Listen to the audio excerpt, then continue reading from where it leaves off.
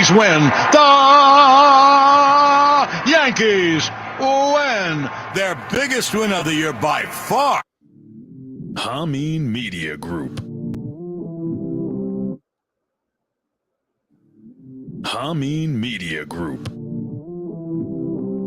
Big Ray Hernandez. The Vet Jamie Williams. This is your Next Level Wrestling Review. And we Or NXT. Yankees win. The Yankees win. Their biggest win of the year by far.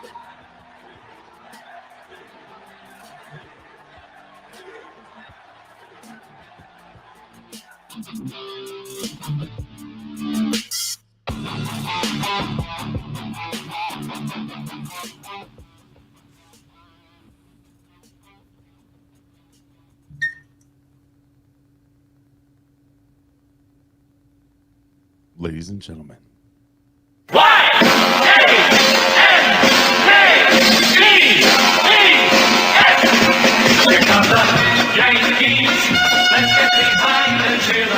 Ladies and gentlemen,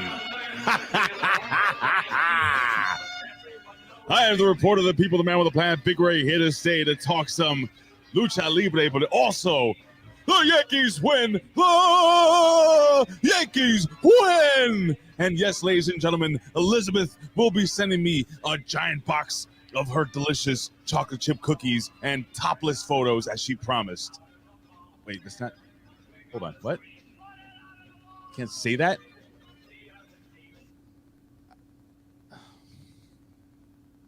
Fuck. Okay. The producer has a producer now. Yeah, it's called a wife. Yeah, she's. It's called. That's a exactly. wife. I'm sorry, Jen. I'm sorry, hon. What? It was a joke. Can't afford a divorce. Anyway. Well, ladies and gentlemen, welcome to the Next Level Wrestling Review. If you don't know who I am, ladies and gentlemen, I am the reporter, the people, the man with the plan, Big Ray, here to stay to talk some lucha libre, which is your Spanish lesson for wrestling today. And pelota is your Spanish lesson for baseball today. And junkies is your Spanish lesson for champions today. Ladies and gentlemen, I already introduced myself, but let me introduce you to the Pinstripe Cup on a Pole match champion, like 3 times.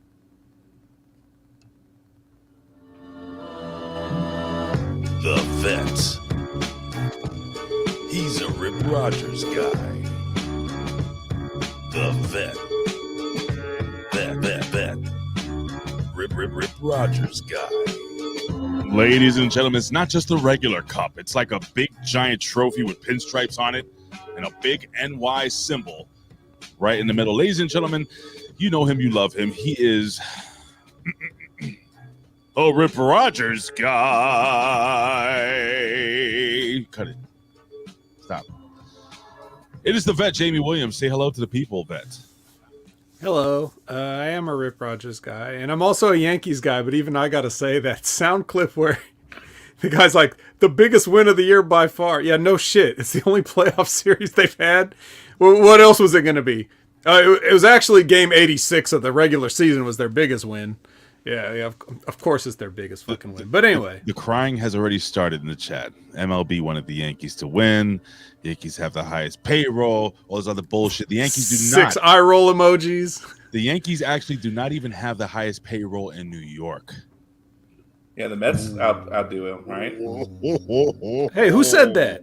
Who said that? Well, ladies and gentlemen, if you don't know who that, I'll let you do the intro. Let me get this this music going here. I like this music. Oh fuck yeah! Oh, it feels good. It's like a nice shot of whiskey going right down your throat, nice and smooth. Go ahead, Vet. Who is this motherfucker right here? Who is this handsome, hatted man? Well, if you know me from the Smack Attack, then you certainly must know this man who I've either covered for or covered with on many an occasion, and we always yuck it up. We're going to have to keep this one under 3 hours today, Ray. Oh, yeah. This is the great John Enright. Mr. Enright, please tell the people how happy you are to be here with us today. Ladies and gentlemen, I am so excited to be here. I had to dress up for the Midweek Mafia to join them, so hence the attire. But actually, I'm getting paid to do this because technically I'm doing outreach for work. So the joys of work. So I have to at some point say something about, the month and everything. But it's good to be here. I have watched NXT tangentially through clips, but then of course watching you guys when I can, when I'm working in the mornings, when I don't have meetings or other things. So it was interesting to sit down and watch a full episode and to kind of try to piece together the context of things. But I'm here to chop it up with you guys and have a lot of fun because I miss my man Big Ray, even though he is an obnoxious Yankees fan. But I'm not an obnoxious Yankees fan. Stop it. Well, okay, so I do. Okay, so the bet, right? All right, so I did see this bet that you talked about with Elizabeth, Right. and I really the Colin Wysong thing. That's a punishment, not a good reward. Have you for seen anybody. him? Have you seen what he's got down there? It's incredible. But but nobody treat. wants. I mean, the Fiend doesn't even want to see that. So Oh, I yeah, mean, that's it's not a fair balance, right? I mean, if you'd have said something like from a bakery that down your street that you like, or well, that's what I would have done. But you didn't say that. But I didn't have to say that. It's between You me and should've. Elizabeth. You don't know what conversations we had via DM. Okay, You have no idea. No. Honey, hold on. Ray, can you bake, Ray? Do Yeah. you have a pinstriped apron? Yeah. Find yourself in the kitchen? Listen, again, you guys have no. Can I bake? Of course I can bake. I'm fucking awesome. Listen, you have no idea. Okay? I've had many conversations. Elizabeth slipped into my DM. I'm sorry. Fuck. Enough, Jennifer. This would be the only time she's ever listened to Ray Yeah. work. All right. God. She's like, she saw the shit on Twitter and she's sitting here. I mean, We'll bring her on. yeah. She doesn't want to come on. You want to come on? Oh, that's not nice. Anyway. Oh yeah, like a woman would stop talking that fast. That's how you know. All right. Oh no, she's talking. It's just the noise. Remember, this is a condenser mic, so it's like all right here. You don't hear. Yeah, like, you got the directional thing. Do you hear this? Yeah. You hear the banging here? Yeah. No. I don't want to know what that sound is. I don't. That. Anywho, gentlemen, yo, John, dude, I wanted to have you on for quite some time because I like you. I like what you do. I like who you are. I like how you dress. I like your son. I think he's fucking cool. Much more, way more handsome than you are. Oh yeah, no shit. That's not You even. Just like my question. kid. Yeah. My kid's like good looking. Me, I look like a foot. And yeah, so we're gonna talk some wrestling. It's gonna be fun. Real quick, man. Yeah. What's going on with SmackDown? I mean, to me, I feel like holy shit, it's turned around in the last couple months. That's. I mean, it was utter disposable trash, and now it's tolerable to watch. Tolerable. Tolerable. That's a step up. Yeah, I mean, it really is. There's some stuff that makes sense now. We've got decent matches going on, and so I don't. It's the first time in the entire time I've been on the show with James that I've been like, okay, I'm interested to see what's happening and what's going on. Then, of course, then we've got things like the tie-in with NXT from last night. We had SmackDown. We had Roxy on there. I call her Roxy because that's what I knew her as here in Texas when she wrestled. She wrestled a lot. So, Roxy was on SmackDown and Pick Her Poison. So then I was interested in watching tonight. And I think I would have watched anyway because of that. Right. I wanted to see that. All right, well, who was her opponent? Because I don't really watch Raw because I work and stuff. And I don't get the chance to watch Raw.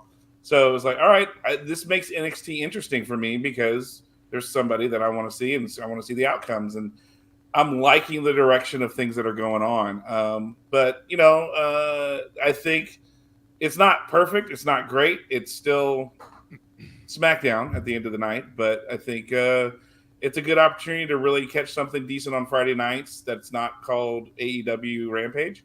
Right. Or herpes, right? Or herpes. Right. You don't want to catch herpes on Friday night.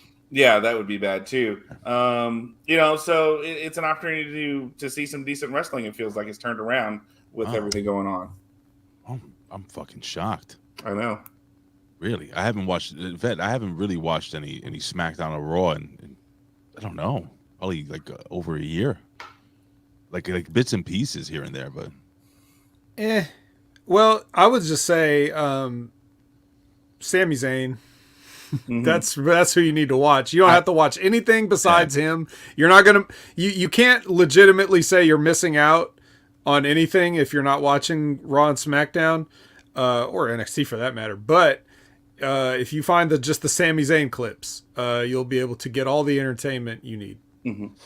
I do jump into YouTube and I type in WWE and I look for like the big clips or the big moments of Monday Night Raw or SmackDown, and Sami Zayn happens to be there almost every single week.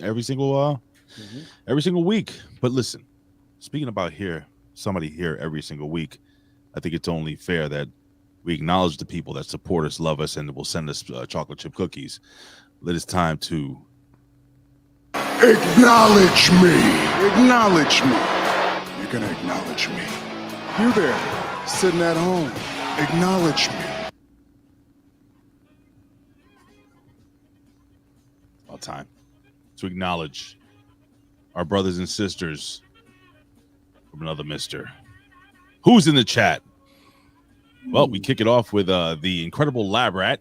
Gentlemen, what is Lab Rat being tested on? John, what are they testing on Lab Rat here? I'm sure ED enhancements. There's always, that the improvements that can be done there. So is PP pills? Yeah.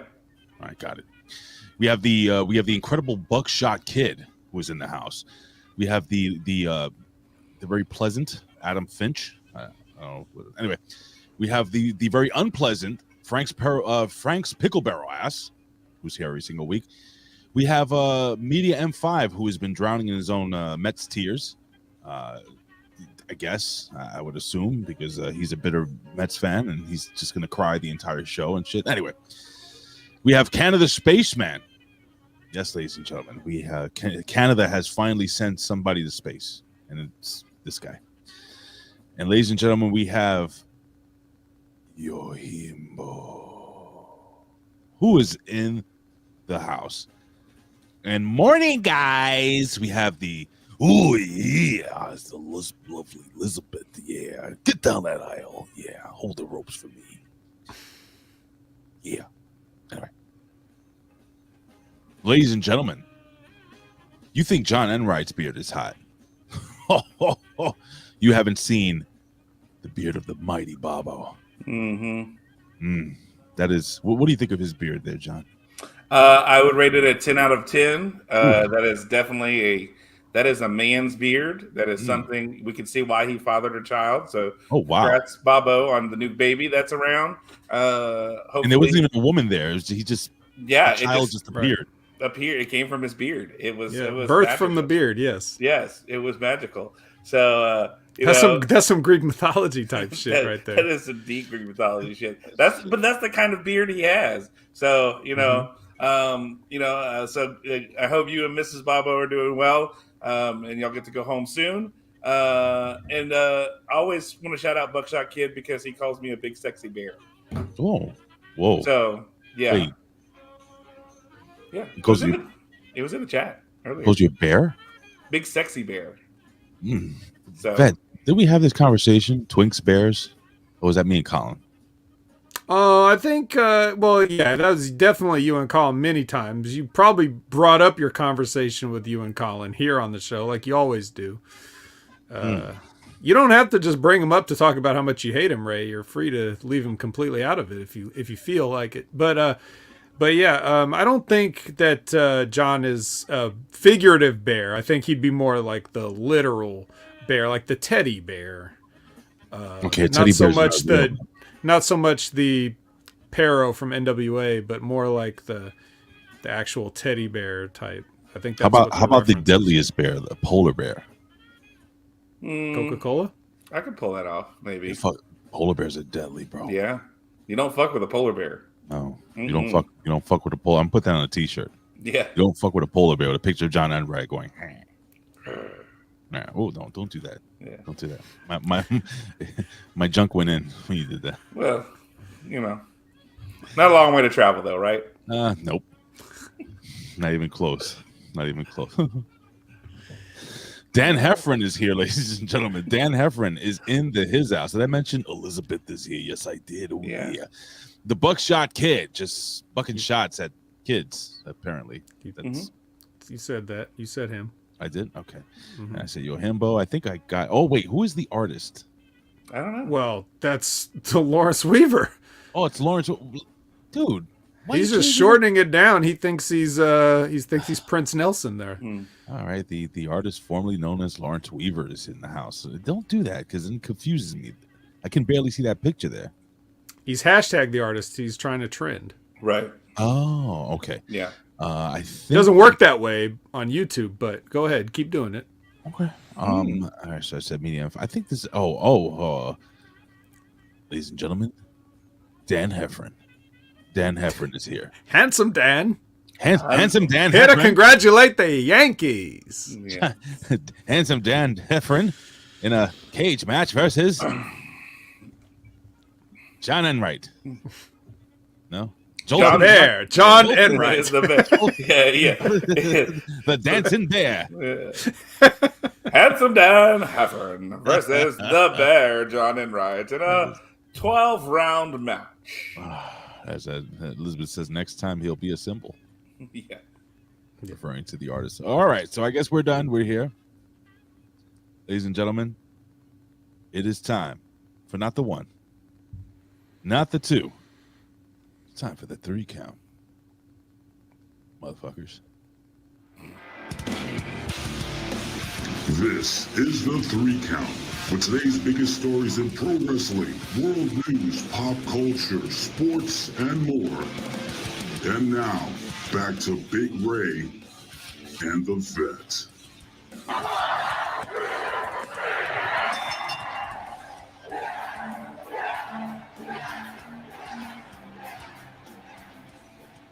All right, it is the 3 count, and I'm actually setting this up really quickly here, guys.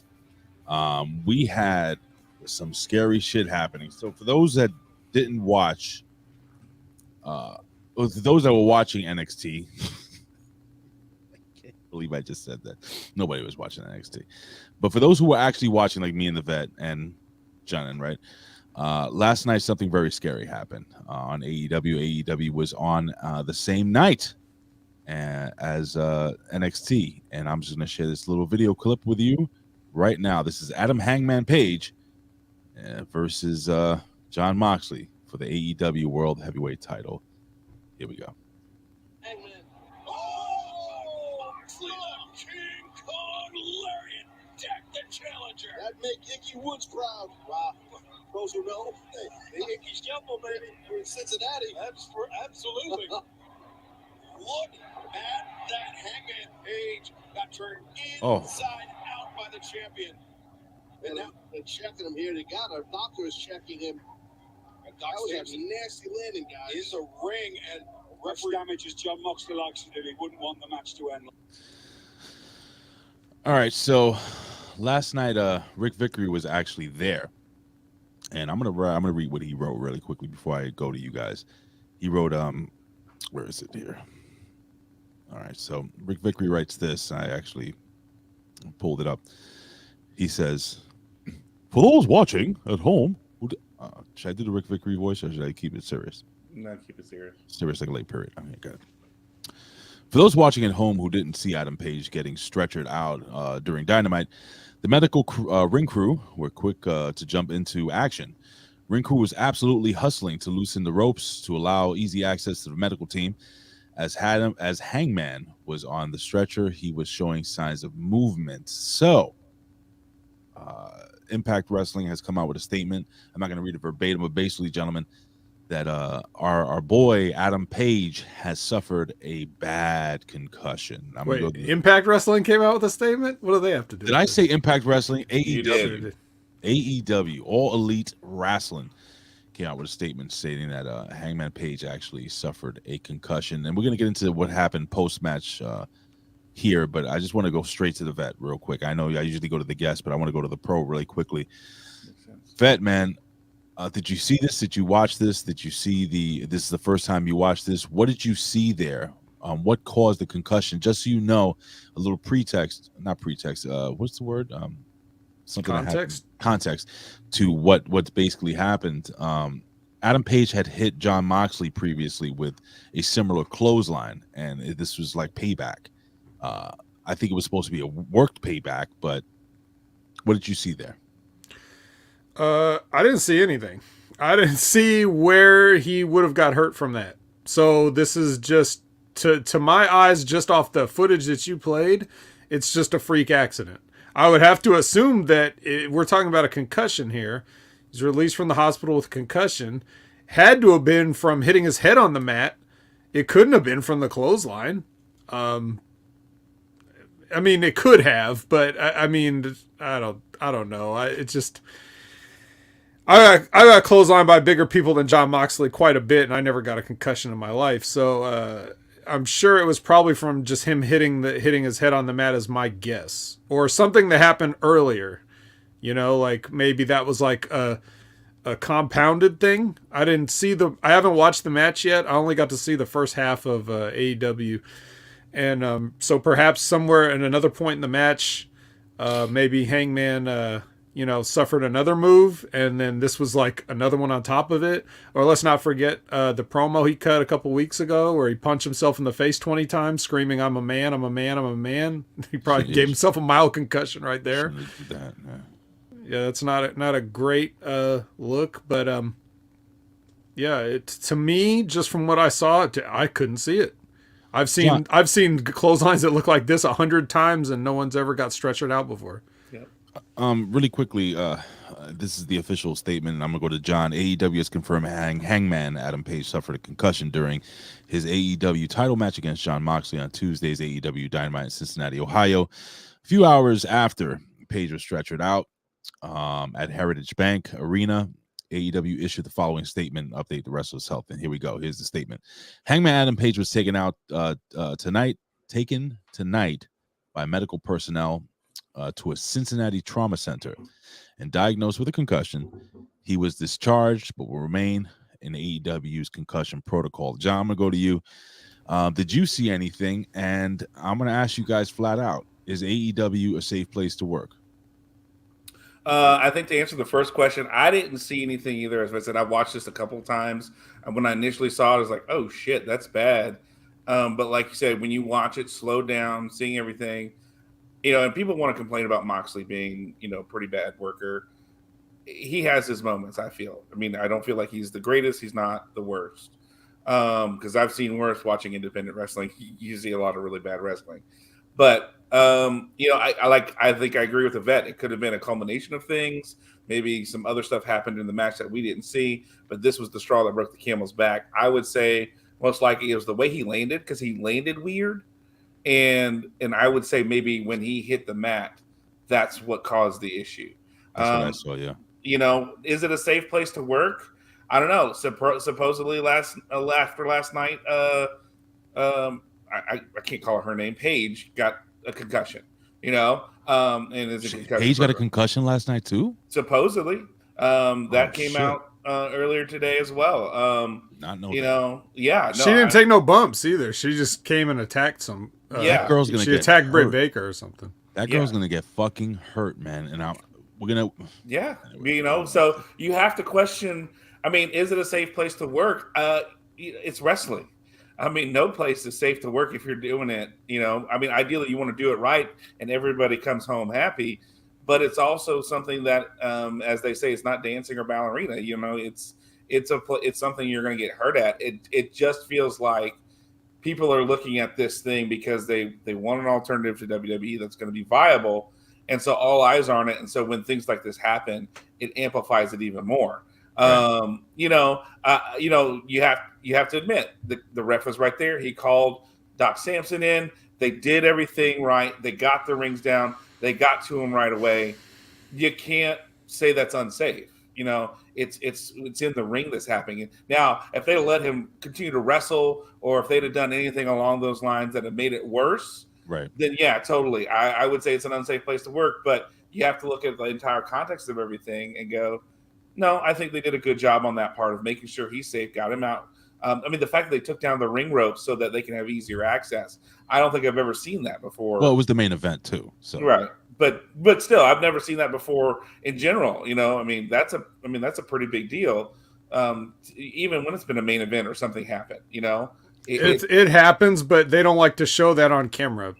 Gotcha. So that's probably why you don't see it. Okay. So, hey, they stopped the match. That's the biggest thing, I think. Sometimes how many times have we seen guys get hurt and they keep going? So, that's my thought on it. Well, Vet, just a couple of months ago or weeks ago, I think, wasn't there a match where a wrestler did get a concussion during the match and they just kept it going? Like it was this. Ben always talks about that doctor that just runs up to the side and says, "Are you okay? Do you have a concussion?" No. All right, he's good. Do you remember that? I'm like, which time? Exactly. Yeah, but even saying that, I do want to address that because I saw that at a few places and I've seen it here in the chat with the phrase AEW is not a safe place to work. I've seen that a lot just in the past 24 hours since this thing has happened, and and other times of people saying that. But let me address that real quick. Come on. AEW is not like a fucking oil rig or like a fucking ice road trucker type situation.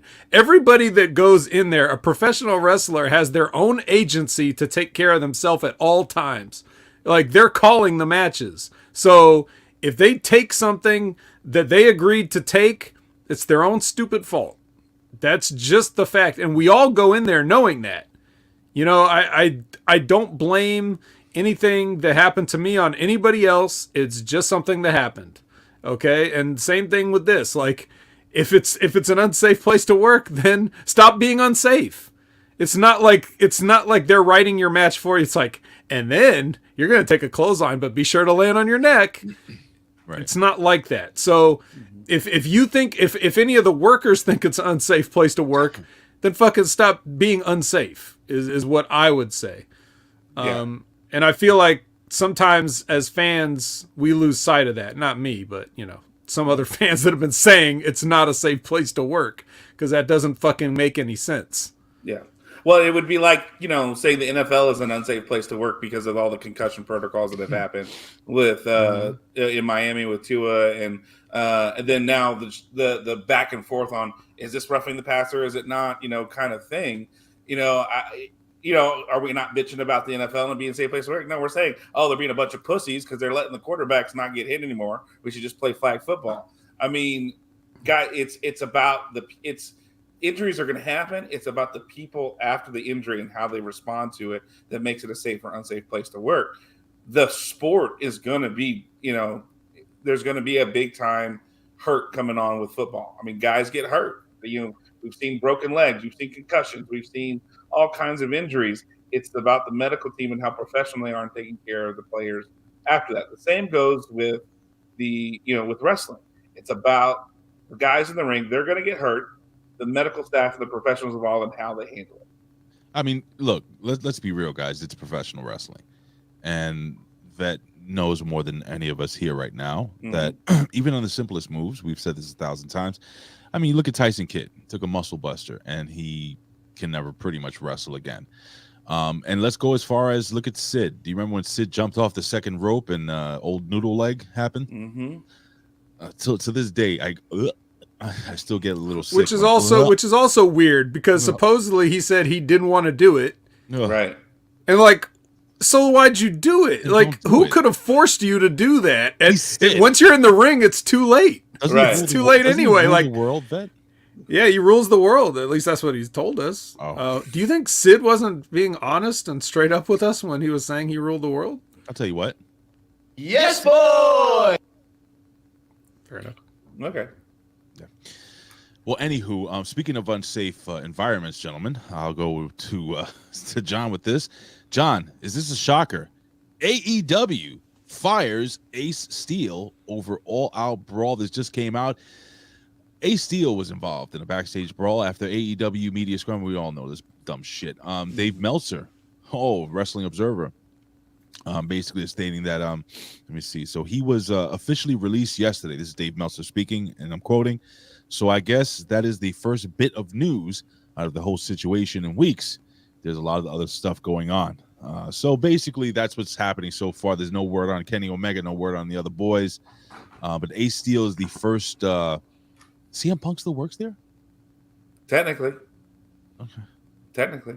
So are you shocked that Ace Steel was the first, what is it, chip to fall or domino to fall? Is that what they say? Yeah, no, I mean, Brandon Cutler's already back. Michael Tozawa's already back, which apparently they were involved too, or something along those lines, but they're back wrestling. But, you know, you knew that somebody was going to take it. Ace Steel was the lowest man on the totem pole. He was going to get canned because he was kind of, I hate to say an outsider, but from everything I've read, he was a guy that CM Punk liked and brought him in, but wasn't necessarily a wrestler per se from everything I've read. So not surprised about that. I think it's interesting that they've not said anything about your 3 EVPs and CM Punk, you know, the guys that you're doing. I mean, that I think that's the bigger thing. Nobody cares about Ace Steel that he got released. Nobody would have cared if they would have released Brandon Cutler or Michael Tozawa. They care about, you know, the big four. And, you know, it feels like, again, I think I've said this before, I'll say it again, Tony Khan is more interested about making friends than making money. Well, you know, I'm hurt and I'm old and I'm fucking tired and I work with fucking children. Vet, were you shocked? No. This was the first. No. I wanted to share this with you guys really quickly. I forgot to show this. This is what happened directly after the match. John Moxley gets on the mic. It's only a minute long. So this is John Moxley walking around the ring. Ladies and gentlemen, I hope and pray that Cowboy Hangman Page recovers to 100%, can walk again, can talk again, can play with his little baby again, and come perform for all you fans again. But this is a dangerous game that we play, and you gotta have guts to play it. You gotta risk it all to play it. You gotta put every single thing on the line every time you step into this ring if you want to be successful in professional wrestling. And since I'm on live television and I'm out here and I still got a lot of energy in me, I was watching earlier while I was getting ready, and a little kid, what the fuck is his name? Max Jacob Freeman, he's talking live. Little kid, what the fuck is his name? I usually just let him talk his shit because basically he's not worth breaking a knuckle on. But the Yankees didn't go in extra innings, and we still got some TV time. So, if you want to prove just who the hell you say you are, why don't you get your little suburban ass out here in my ring in Cincinnati? Look at that. Okay, so just know it didn't happen. He continued to take the microphone, walk around, and just shoot the shit with people. Apparently, there was 9 minutes left to that match, and he walked. All right, Bet, you're shaking your head. You look disappointed, a little annoyed.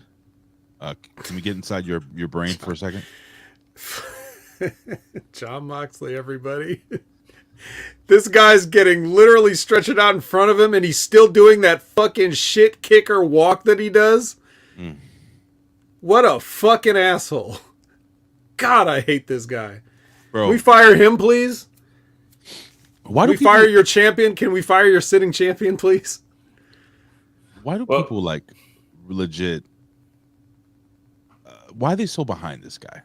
I don't know. Anybody? Know. Go ahead, John. Jump in. No, I have no clue. I'm not behind the guy. Like I saw that, and like Vet said, you see him walking around doing that strut, and I'm just like, the fuck is he doing right now? That's the first thing that popped in my head. And like, is he gonna cut a promo saying like, oh yeah, I've got to be tough, and yeah, he wasn't. I was afraid he was gonna say something shitty like, oh, he wasn't tough enough to handle me, so here we go, which he kind of did towards the end, a little bit, and I'm just going, all right, what the fuck? Like, seriously, this dude, no, like, read the room. You've got a guy laying in the ring. Did you hear what he said? I hope he can play with his kids to get like this was the most terrible, bleak shit I've ever heard. Anyway, go, please, in character. Yeah. No, I mean, just like, what the fuck is he talking about right now? And then, I don't know if he felt the need to do it because he wanted to distract from the fact that there's a guy fucking knocked out in the ring and maybe paralyzed, and they're having to put him on a backboard and usher him out.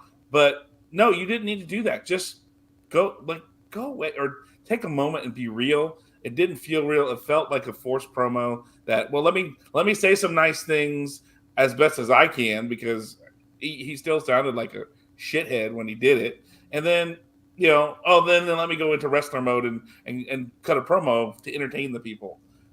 No, that's not the thing. After I expose the business, let me go back to working. MJF, come out here. Yeah, right. Oh, the fuck!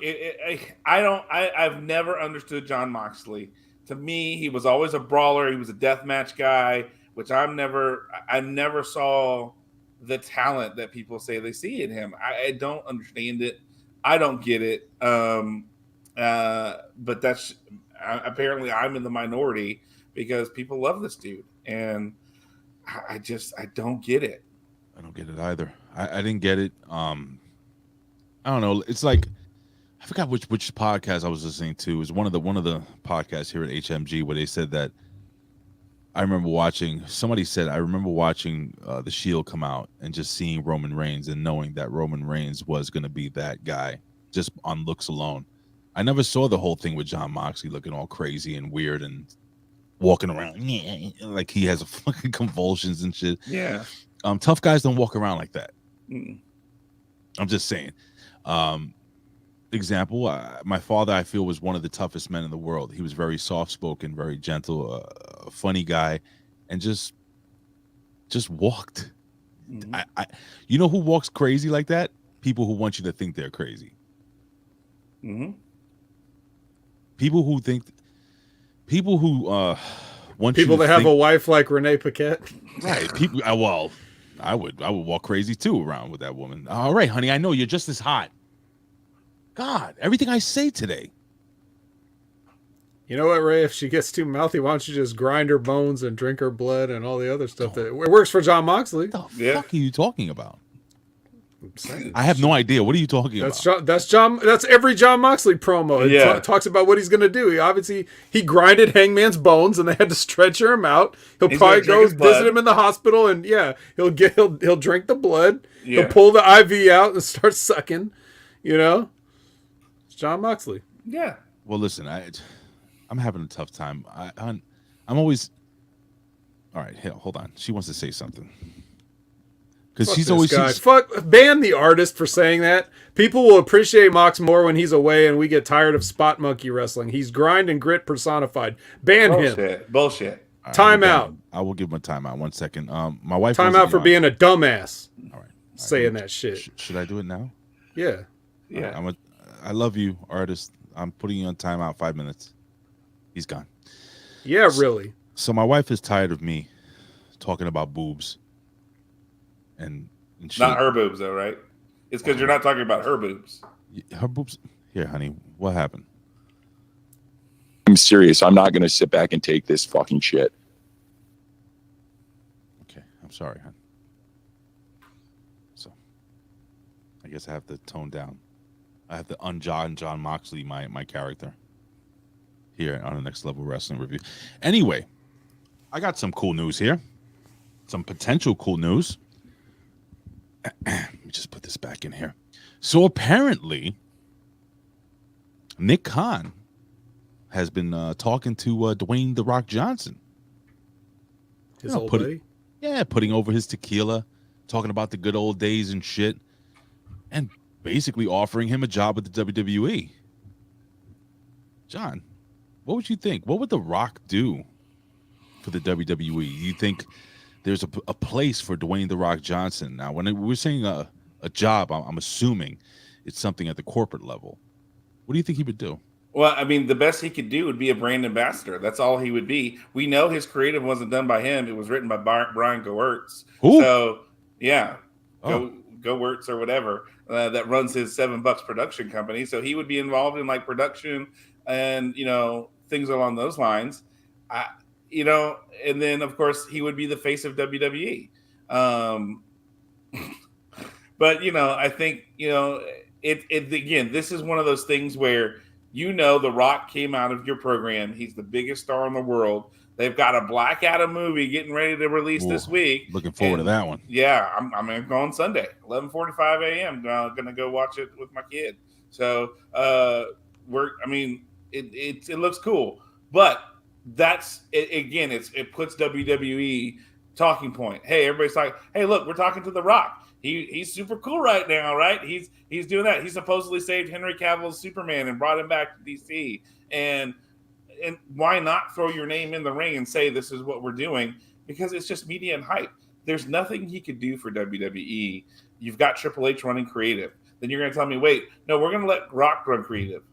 No, I don't think so. I like Triple H. I think he has a better mind for the business. I think he's proven that. Let's let Dwayne be the face and, advertisers, and everybody loves him, and he can do his Terramano, whatever, tequila and, his food, whatever, and his mystical gym that flies around with him everywhere, waking up at 4 a.m, clanging and banging. He's a great face for the company. Charismatic as fuck, loves and does take pictures with fans and does all kinds of stuff that you see. But I think at the end of the day, that's all that is. It's something to make people think positively about the WWE again, instead of, that hate to try to get that Vince stink off of them. Vet, have you tried the Terramana tequila yet? Oh, no. I just can't wait, though. It's hard to get a bottle. Is it really? I don't know. I haven't fucking looked. Of course I haven't tried it. Are you a tequila man? I don't know. I really don't know. This guy doing a show with me for 2 years that's just constantly forgets that I don't drink, smoke, or do drugs, and I'm old. All right, CM Punk. I work with fucking children. Oh God, Jesus. Does The Rock have a muffin? Does he have a muffin brand? I'll try that. He's got a energy drink called Zoa. Oh, yeah. Energy. Haven't tried that either. Yeah, I have. Is it really? Yeah, it's okay. It's not great. What does it taste like? They have like 4 different flavors. There's a weird aftertaste at the back end of it. It's supposed to be like sugar free and shit like that. Oh, it's like what's the one with the 3 stripes on it? Monster. I've never had Monster. It's supposed to be like his is supposed to be natural. They use filtered water and natural like B12 and yak piss from the Himalayas. Exactly, shit like that. And he's got a big like Samoan thing. Well, hey, watch your mouth. What? The big Samoan symbol on the front. And yeah. Like big Samoan. Anyway. Yeah. Well, talking about? That would be like this. Oh God, Samoan. Jesus Christ! I don't think it's all right. So listen, guys, real quickly, man. We did. John, you're a big sports fan, right? Yes, sir. Yeah. All right. So who's your basketball team?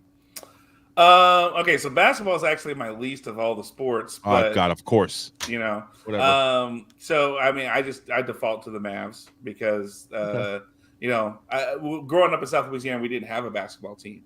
The Pelicans weren't a thing. The Jazz were in Utah.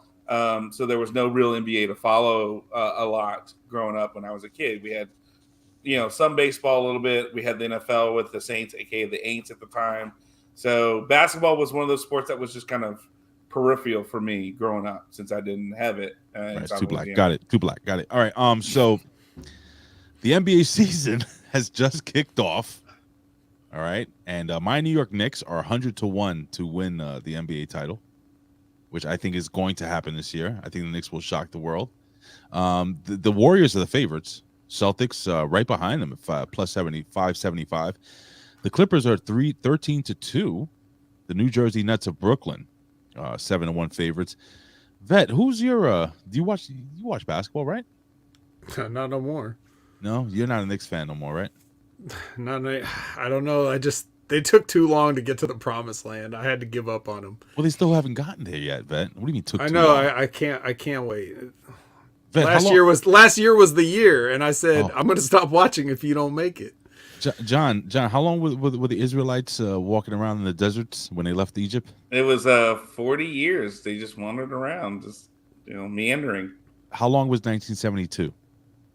Yeah, that's about 40. That's how long it's been since the New York Knicks have won a title. Yeah. But really quickly, I wanted to end this off with your predictions. I know you like baseball. You love baseball, right, John? Oh yeah. Yeah, right. Played baseball in college, so baseball is a big thing for me. Okay, so now I'm gonna be real now. Okay, I'm a New York Yankees fan. Vet, I know is a Yankees fan, but let's be honest here. All right, fucking Houston Astros are just a much better team. The Yankees are coming in tonight as an underdog. Yes, tonight they just won the division series versus a really tough, gritty. Good pitching. What else can I say about these Very guys? young. Very young, great managed. Tito is one of the best managers in all of baseball, in my humble opinion. The Guardians are really fucking good. And they're going to be good. They're, I think, 2 good boppers away from fucking being perennial contenders for a world championship. Straight up. That's how good I think they are. Now, with that being said, you have the Yankees versus Houston tonight. You have San Diego, who lost yesterday. I'm sorry, who lost yesterday to the Philadelphia freaking Phillies. Tuesday. Moving forward, man, what do you think, John? Give me your honest assessment on both series. Honestly, for the Phillies, I'm going to start with the Phillies and Padres. That first game's big, and you're at home and you let Philly come into your house and win that first game from you. And the Phillies looked strong. Their pitching was really solid. And their hitting was solid. I've got to go. It's hard not to want to pick the Phillies right now. They just have been on a roll since the All-Star break. They've really taken off. And I mean, they feel like they're not just a few hitters. It's a team concept, that they're really like Cleveland. A lot like Cleveland. A lot. There's a lot of just team camaraderie there that just, boy, if you get everybody hitting on all cylinders as a team, boy, that's tough to beat. It doesn't matter who you are. And so I've got to go Phillies. I'm going to say probably in 6, is what I'm going to say. Phillies in 6. Padres will probably keep it close because they're young and hungry too. But I just don't think I think they're just too inexperienced. The Phillies have just enough experience to make them better, but not enough, youth to keep them from being inexperienced to where like the Padres are. The Padres are just too young, not enough experience to be able to pull it off, I don't think, in the long run. And then I think for the Yankees, well, here's my one thing. The Yankees, you guys, I'm just being honest. If y'all didn't have that rain delay, I think your pitching would have hurt you in the long run in that fifth. I think you're right. Kind of worked out for us. Yeah, I agree. It really did. Having that rain delay really helps you out. So because your pitching's kind of been it's I'm not saying your Achilles heel, but it's probably one of the weaker of the two things. But half our bullpen is still injured. Yeah. So I mean, your hitting is. But you're hitting. You can't deny your lineup, man. Your lineup is pretty solid. So really, I'm gonna have to say Houston though, man. They're another level right now, despite everything. Houston in what? Yeah, I'm gonna say 5. Houston in 5. All right. What do you think, Vet? I don't know, but I haven't watched any baseball all year long. But one of those reasons why I don't get up for baseball anymore is because it's been 13 years and the Yankees will get to this point and then they'll just collapse. And it gets heartbreaking to watch, as so many times because they have some really good teams. Now, sometimes the Houston Astros cheat or whatever. So, they do whatever. That. Yeah, they do that. And they might still. So, I I'll believe it when I see it. But if they do make it, if the Yankees do make it out, then I will watch the World Series to the best of my abilities. Now, as for the National League, I have no idea. I haven't watched any of their games. I can't really tell you.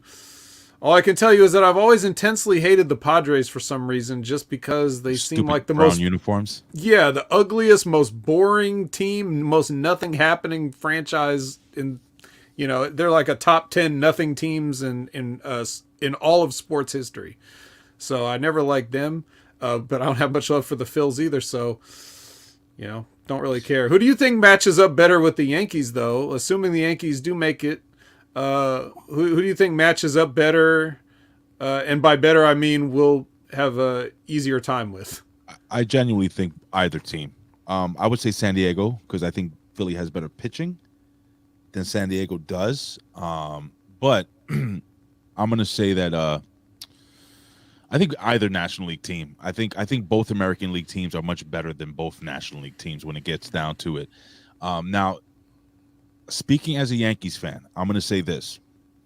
We have our number 4 starter going up, James Talion, tonight versus Jonathan was it Verlander, right? Mm-hmm.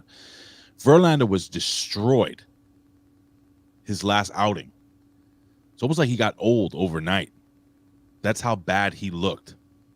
If the Yankees can steal game 1 at Houston, I will say the Yankees will win in 6. If we lose today, it may be a short series. So this is a huge, huge game for the New York Yankees. I'm going to pull for my team. I genuinely do think, like I said, Houston is a much better team. But with all that being said, fuck it. I'm going to say go Yankees in 6. I'm speaking from my heart, but there's something in my gut that's telling me that this might be a year. For those that don't remember, if you go back to CBS Sports, ESPN, Fox, all these news channels, the Yankees were picked to finish 3rd or 4th place in their division at the beginning of the year. Nobody expected the years out of Aaron Judge, who basically and I'm gonna, before we jump into this, I want to talk to you real quick, John, because I want you to talk about why you're here besides talking wrestling. And I want to speak about your outreach. But for those fans out there, how dare you fucking boo Aaron Judge? And I'm gonna explain to you why I say how dare you. The fans that go to the Yankees playoff games are not the same fans that go there every single day during the year. The tickets are exponentially more expensive. It's more or less corporate seats. My boss went to the Yankee game yesterday, and when I was like, so tell me about the game, he's like, oh, it was crazy. They hit the ball. And he's talking about like he just fucking watched baseball for the first time. He doesn't even know what's going on. He didn't even know who they were playing. He didn't know it was game 5. He thought there was 2 more games to play or whatever the fuck. And it's like, goddamn, like a guy like me, who I used to go every single Friday night and pay $5.50 to sit in the right field bleachers every Friday. And this is when the Yankees absolutely fucking sucked in the 80s and 90s. I used to go every Friday. And then they fucking jacked up the price to almost $30. And as a kid, I couldn't afford it. Now I can see a game or 2 a year, thank God. But man, how dare you fucking boo Aaron Judge? This dude fucking literally carried the entire team, made us relevant. He took our team all the way to where we are now on his back by himself, pretty much. The whole year. Do you know how many walk-offs this guy had and you fucking boo him? Are you kidding me? Disgusting. Absolutely disgusting. But you know what's not disgusting, Vet? John, you are here to talk about some really cool things. You do work with the youth. Am I correct? With the youths? Yes. Down around your part. So why don't you, before we jump into NXT, and we're going to talk about this again at the end of the show, but I would love to talk about why you're here, John. Well, first I want to say thank you, Ray, for this. It's October, in case you don't know, is Domestic Violence Awareness Month. So I work for an agency that helps victims of sexual assault, domestic violence, and other forms of abuse. And so tomorrow actually is Wear Purple Day. So if you have some kind of purple, wear it, take a selfie, hashtag Purple Thursday, and that lets people know that you are in support of raising awareness for domestic violence. And it's it's actually, people are like, oh well, it's going down. No, actually, with the pandemic and things happening, we saw an increase in domestic violence, and because people felt that, oh, nobody's going to come because there's not an opportunity. Police aren't going to come because of COVID, and so we actually have seen now we're seeing more and more reports of domestic violence, and that's happening. As a matter of fact, there were 3 this week alone in the DFW area, just in the last 3 days. And so it's a very serious thing that happens. A victim they'll go through 7 cycles of abuse before they will actually leave their partner. And the cycle of abuse begins with, you meet with someone, they're great, they're wonderful, and then all of a sudden something happens and they lose their temper and then they hurt you.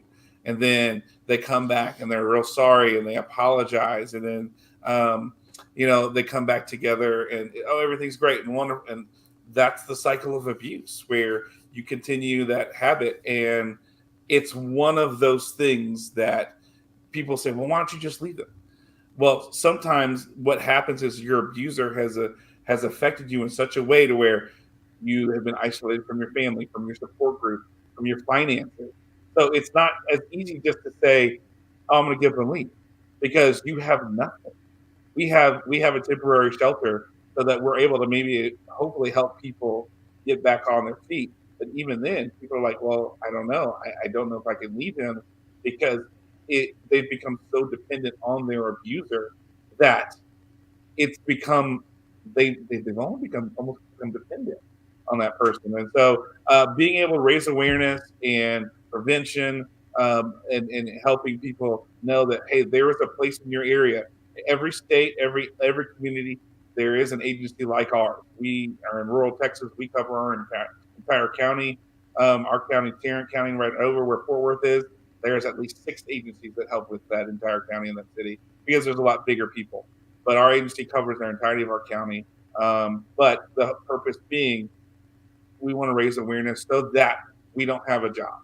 That's ultimately the thing at the end of the day. It's always going to be a thing. We know humanity has just a tendency to be sometimes the ugliest thing that we can know. It's one of the things I tell people about my job. One thing I love about my job is the people.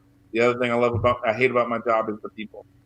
Sometimes you come in and you hear the worst shit ever, and then you have to turn around and do something about it. But it's important to know when we raise awareness, we can make a difference. If you're out there, if you see something, call the police. Have them step in, have them make a difference in people's lives. You don't know what that can do for someone. So, but that's what we're doing. So Ray, thank you for the time to come and do this and raise awareness. Well, I don't want to cut you short. What's the website? Do you have a website and a telephone number? Yes. So actually, there's a few different agencies out there. Our agency is called Freedom House, and you can find us at freedomhousepc.org. But there is a national hotline for domestic violence. It's Freedom House. FreedomPC.org. Yes, sir. So if you there is a one of the national organizations called CCA. It's the Connecticut, or there's a domestic violence agency out there. There's an 800 number, 1-888-774-2900. And there's but there's also, there's a ton, like every state has, like we have Texas Council on Family Violence. Every state has something like that, where if you're in your state, you can find a number. But there is a lots of ways to get help. There's not right now a national number that you can call. I know that there's legislation for that to get a national number. But there is one. There is one, but they wanted to try to shorten it, kind of like they did with the mental health. There's legislation for that. So if you're in an area and you know about it, contact your people about it. But it's the national hotline for domestic violence is 1-800-799-7233. That's the best one. If you're anywhere. What is this one? This is the National Domestic Violence Hotline. This is the one that we're trying to get shortened to like 988 for mental health, things along those lines. It is 1-800-799-7233. But we would ideally like to get it down to a three-digit number like 911 or 988 or different, like they did with mental health. So I know that there is legislation in place for that, or they're working on that. So I just hope it doesn't get caught up in some of the different things that can be, politicked, So like we had that last year when the whole state of Texas, when Democrats ran off because they didn't want to vote for certain things. The major thing they were focusing on was some tax and abortion things, but it caused us to not get funding for our agencies. So there were things down the line, education, funding for our agencies, things along those lines that were not being able to be addressed because politicians were playing the politic game instead of just doing the right thing. And one more time, give me the last number you gave me again. Okay, one more time. That was 1-800. Let me grab it one more time. I should have this plastered everywhere. What is it again? It's the domestic what? National Domestic Violence Hotline. And this is 1-800-799 7233. 7233. Yes. So I'm gonna just create a little banner down here, guys, and I'm gonna just scroll that at the bottom. So yes. And that's for anywhere in the country. You call that number and they will direct you to an agency in your area to help you get help. Right. Well, thank you, John. I really appreciate it. And not to make light of anything, but we're about to be abused talking about NXT. But all jokes aside, I believe what you do is the work of God. And for people that don't believe in God, I think it's the work of good human beings. People that are, listen, you don't have to be physically beaten to be abused. I think it's safe to say. I do believe psychological abuse can be just as or even more hurtful. So don't be afraid to reach out. We have, like I said, guys, if you know anybody, if you're listening right now, if you know anybody, if you want to share these numbers again, I'm going to keep this. Let me just keep this thing scrolling down here. If you want to share this information with somebody maybe there's a young teenager or a kid in your neighborhood, female or male, that you may feel is going through this. Share this information. Again, it's freedomhousepc.org. We have a couple of telephone numbers, CCA, 1-888-774-2900. And, of course, the national hotline, 1-800-799-7233. So please help us in helping people stop domestic violence. We love you. And with that, it is time for NXT 2.0. Oh, no points. It's just NXT. Oh.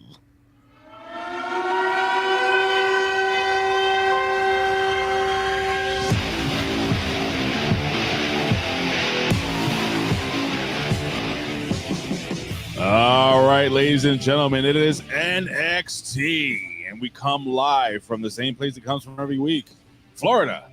Yes, ladies and gentlemen. No, John Enright was not there drinking bottles of water. This is not Impact Wrestling. I thought he had his hands, his big bare paws in a Pringles gimmick, but it was not that. For those who don't know, head over to Facebook and befriend John Enright, and you can look at pictures of him at Impact Wrestling. It's a lovely thing, ladies and gentlemen. Lovely. So, Vet, you know what to do here, sir. Vet usually takes over and I have to preface by saying, he's from New York. Elba Fire, I was putting on my socks. So do not ask me about that match. And I'll explain to you why, John Enright, because I'll tell you right now, Elba Fire is the fucking worst. I hope she loses her job. I think she stinks, both metaphorically and probably physically. And she reminds me of my first grade teacher who told me I would never make it as a paleontologist because I should be a garbage man or a cop because I'm Puerto Rican. So she can go to hell and take her stupid flaming bat with her. Take it away, Vet. All right. Well, before I get into NXT properly, I would like to point out that one of our most loyal fans in the chat, Media says that he's never been a Mets fan. He's always been a Yankees fan, and he didn't. Maybe you were confusing him with Frank's Pickle Barrel Ass or something. Maybe. But he just wanted to say that, so I wanted to shout him out for that because he's been yelling about it in caps. And also, I'd like to shout him out for shouting us out because as Hitman, he was on the VGC Connection podcast, and he gave Hameen Media Group a big shout out. So shout outs for the shout out. Thank you very much to Media M5. And here we start off NXT, and whose music gets hit? It is Judgment Day. What? It's that Emilio Estevez movie, Great Judgment fucking Night. movie. What a good movie, right? And Cuba Gooding Jr. before anybody knew him, really, and Before you knew he's a tit toucher.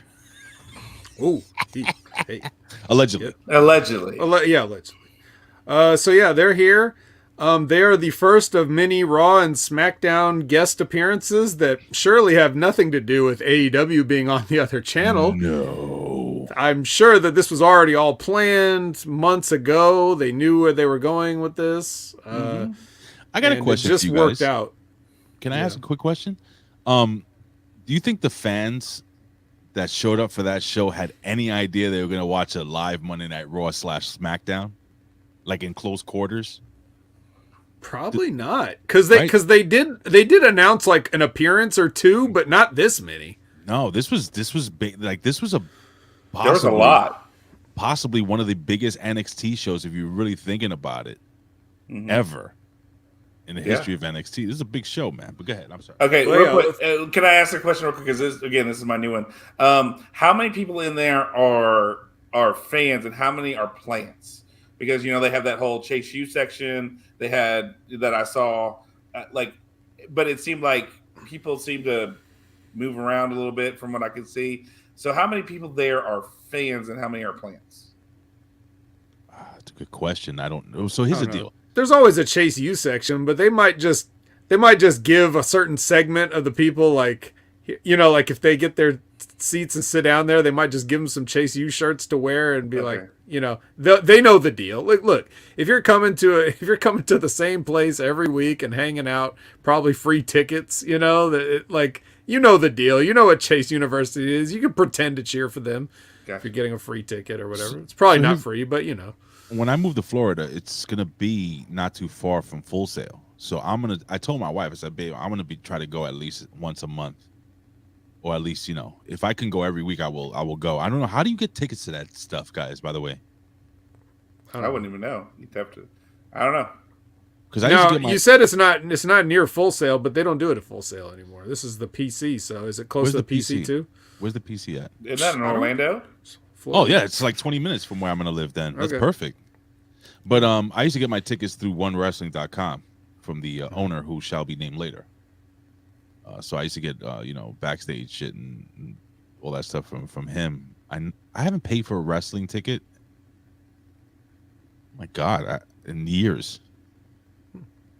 So I got to figure out how to get free tickets. All right, guys, if you guys be requested to sit in the Chase University. I want to sit in the fucking Chase U. I want to have a wrestler thrown on top of me. Yeah, Ray will cause a scene. So preferably one of the females, not like Colin. He wants one of those country boy bumpkin guys thrown on him.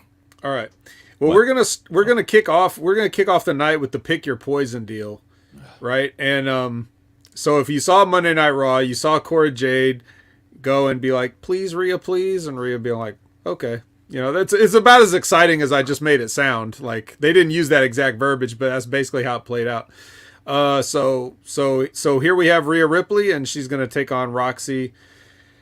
And let me say, to me, right off the bat, this is as high as the show's gonna get, and it could only go down from here because, like Ray, you and I watch this every week. We're both high on Roxy. We know what she can do, but she's had to be in there with a lot of, let's just say, at 20 years old, she's the veteran in most of these cases. Right. She's the grizzled veteran at 20. Smoking a cigarette and wearing a fanny pack and all that stuff and some Zubaz. So when Rhea comes in here, like, tell me if it's just me, but it's not just you. I know what you're gonna say. She's on another level when it comes to the presentation, the presence. This is, guys, when I'm talking about working, this is working. Yep. Watch Rhea Ripley in this match. Not to say, no, and Roxy holds up her end of the bargain, and she's great as always, but how much better was she with somebody to actually work with her and do a match the way a match is supposed to be? Ooh, Lab Rat, you're playing with fire right now. Close. You Coming close, you motherfucker. You might have to go in the timeout room. Yeah, so these two actually told a story in this ring. Do you guys know what the story was? Do you happen to catch it? Yeah. What's the story, Ray? Well, I mean, I saw a young up-and-comer give her all against a former NXT champion, a WWE superstar, and she showed that she may not be on the exact same level as Rhea Ripley, but goddamn, she's close. Okay, that's an overarching story. John, did you notice anything besides that? Does it see the story to you? I mean, other than the David and Goliath story, that was the one thing that stood out to me was the David and Goliath story. That's it. It's like Rhea's just too damn big. My shit don't work. I have to go above and beyond to take her even down, let alone. Now, how many other people would you see work this match where the Rhea Ripley would just be taking bumps left and right? You know, just this is like you know when you're hungry and sometimes you eat something and it's like, I'm still hungry, and sometimes you eat too much and you're like, too bloated, can't move. Somewhere in between that is the just right, the just right porridge. This was just right. This is exactly what it was. I was hungry for something good on NXT after however long. This was a perfect meal for me, for my brain. It's everything I wanted. These girls delivered. Rhea Ripley proved beyond a shadow of a doubt she's a star, and there's a lot of shit that's been thrown on her from people on this channel talking about how she's green and this and that. I've always said she's a superstar. She proves it here. I can't remember the last time I saw her in the ring, because it's been a while. But I also can't remember the last time I saw a match this good on NXT TV. It's fucking great. Can I say something real quick before you jump in, John? Yeah. During this entire match, I was watching this and I was saying to myself, man, Perez is really good. And that's why I knew where you were going with this, Vet. Perez is really good, but there were times that I saw Perez had issues, a couple of problems working with somebody so big and strong and athletic during this match. I don't know if you guys saw it. No, I didn't see it because I think that's what they wanted it to look like. Okay, so then they did their job incredibly, because that's exactly what I was like. Wow, this kid is giving everything she's got, and it seems like she can't get over here. Like and Rhea Ripley looked like such a big, like, you ever seen those videos where they show what the Earth is like, and they show the sun next to it, and they show what the next biggest star, and it just keeps getting. Rhea Ripley's all the way down the line at the end when it comes to it. But then again, man, Perez, 18 years old, right? She's a kid. She's like 20 something now, I think. She's 20 something now. Great ass. Oh, 20. Yeah, because she's 20. Yeah, did I say great ass? Oh yeah, well, yeah, she's legal now. Okay, good, John. What do you think? Well, first of all, my lock screen is Roxy with my son right there. Oh, yeah. I would have had such just a couple of cuties snuggling up. That was last year. He was about 18. So, no, she was 19 and he was 16. So did he take an extra long hot shower that night? Oh yeah, he did.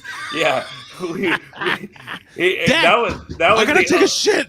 Oh, dude, Dad, leave me alone. I need 5 more minutes. This is why we have two bathrooms at my house, sir. The joys of Texas, where I can have 2 bathrooms. I don't have to share with my job.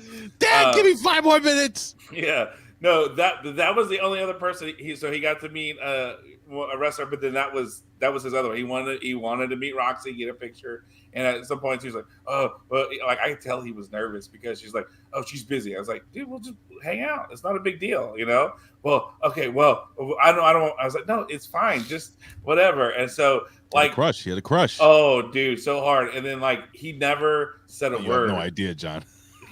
How hard. Oh, I know. I figured I could know.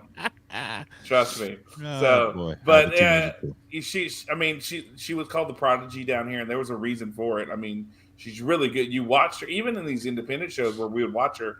You know, she was incredible. There was a reason Ring of Honor gave her the title. You know, and she was their women's champ even after they shut down, and she defended the title.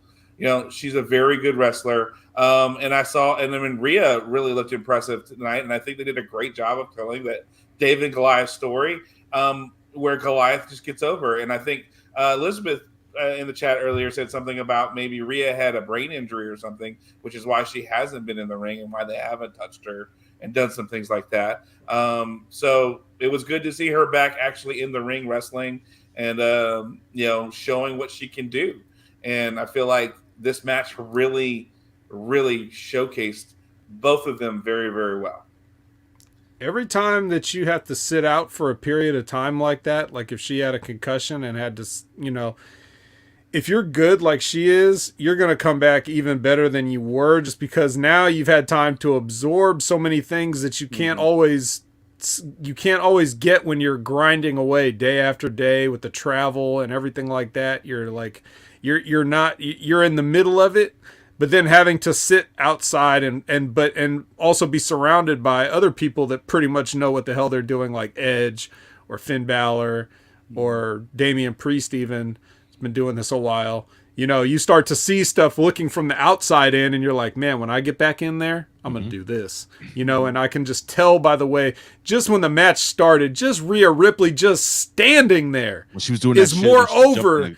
Yeah. Like she get in the ring and it's just like boom. Stop. Yeah. I mean, the crowd even did that with the start of the match. They're just chanting for Rhea, and you know, but Roxy's your baby face, and yet, you know, they're excited to see her, and you know, she was over. Yeah, so that was great. Yeah, just super, super great. If you check out anything from NXT, check this out, and learn something. Whether you're learning how to watch a match as a fan or learning how to work from two people. It's like, was Rhea Ripley 24? Fuck. Yeah. She's young too, right? She ain't even. She's working like she's 34. Mm-hmm. And I may say aesthetically, Rhea Ripley is so. She's a beautiful woman. She has to really make herself up a lot to make her look evil and ugly. Right. Which she ain't. Elba Fire, opposite. Okay. All right. We'll get you'll get your own time on that, Ray. You'll get your whole. Yeah. I fucking hate her. I fucking hate Elba Fire. All right. Well, I'm serious. I'm dead serious. So we get next. We get Cameron Grimes and Cameron Grimes. Sorry. Yeah. And the Good Brothers in the locker room. That paper. Yeah. Yeah. This is you know, I'm not doing it. I'm not gonna do it with the. There's three of us. You're supposed to do it. You're supposed to be like the AJ Styles of us. I don't want to though. Who am I? Who's Luke Gallows and who's Am I Machine Well, you'd Gun? have to be Gallows in this, wouldn't you? Why? You're Johnny's Big a big Ray. boy. You're Big Ray, and you're bald with a goatee. Yeah. Oh, I mean, I guess John, you have a full beard. Mm-hmm. You have a hot Asian wife or girlfriend. No, I don't have either of those. Do you like money? Oh, I love paper. I love me paper. too. All right, we're good. Yeah, Let's go. Yeah, we're good. All right. So, Vet, you got to grow a mama mullet. Okay, I'll work on that. I'll Thank work you. on that. About time. Well, didn't you have that in the Ghostbusters game yesterday? Or that was an option that you could have picked? Oh yeah, the mullet. Yeah. Yeah, Okay. Well, that's the closest I'm going to get to it. Yeah. Anything to say about this? These guys yucking it up? No. Okay.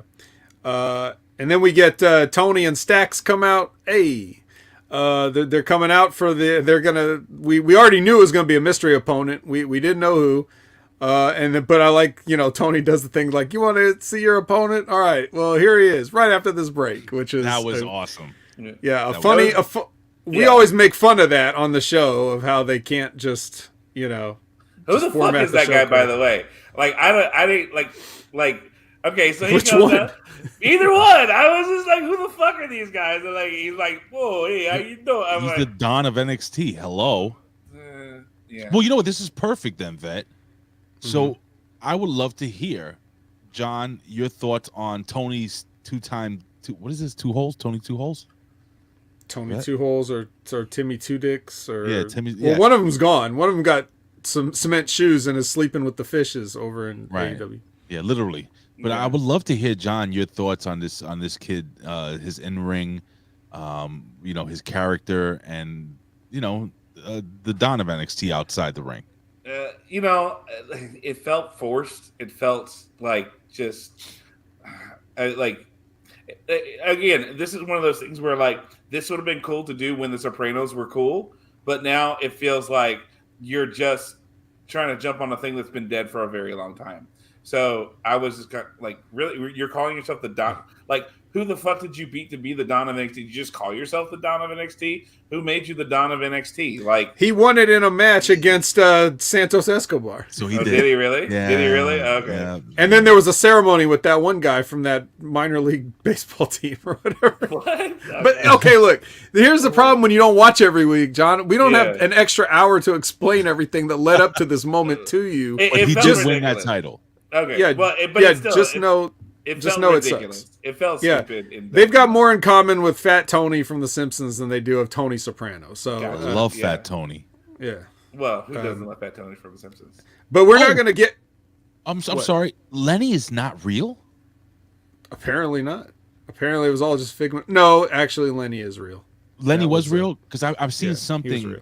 So he was real. So Lenny's a real person. What? So I'm sure you probably saw memes or something like that, right? Yeah. And Like, what's going on?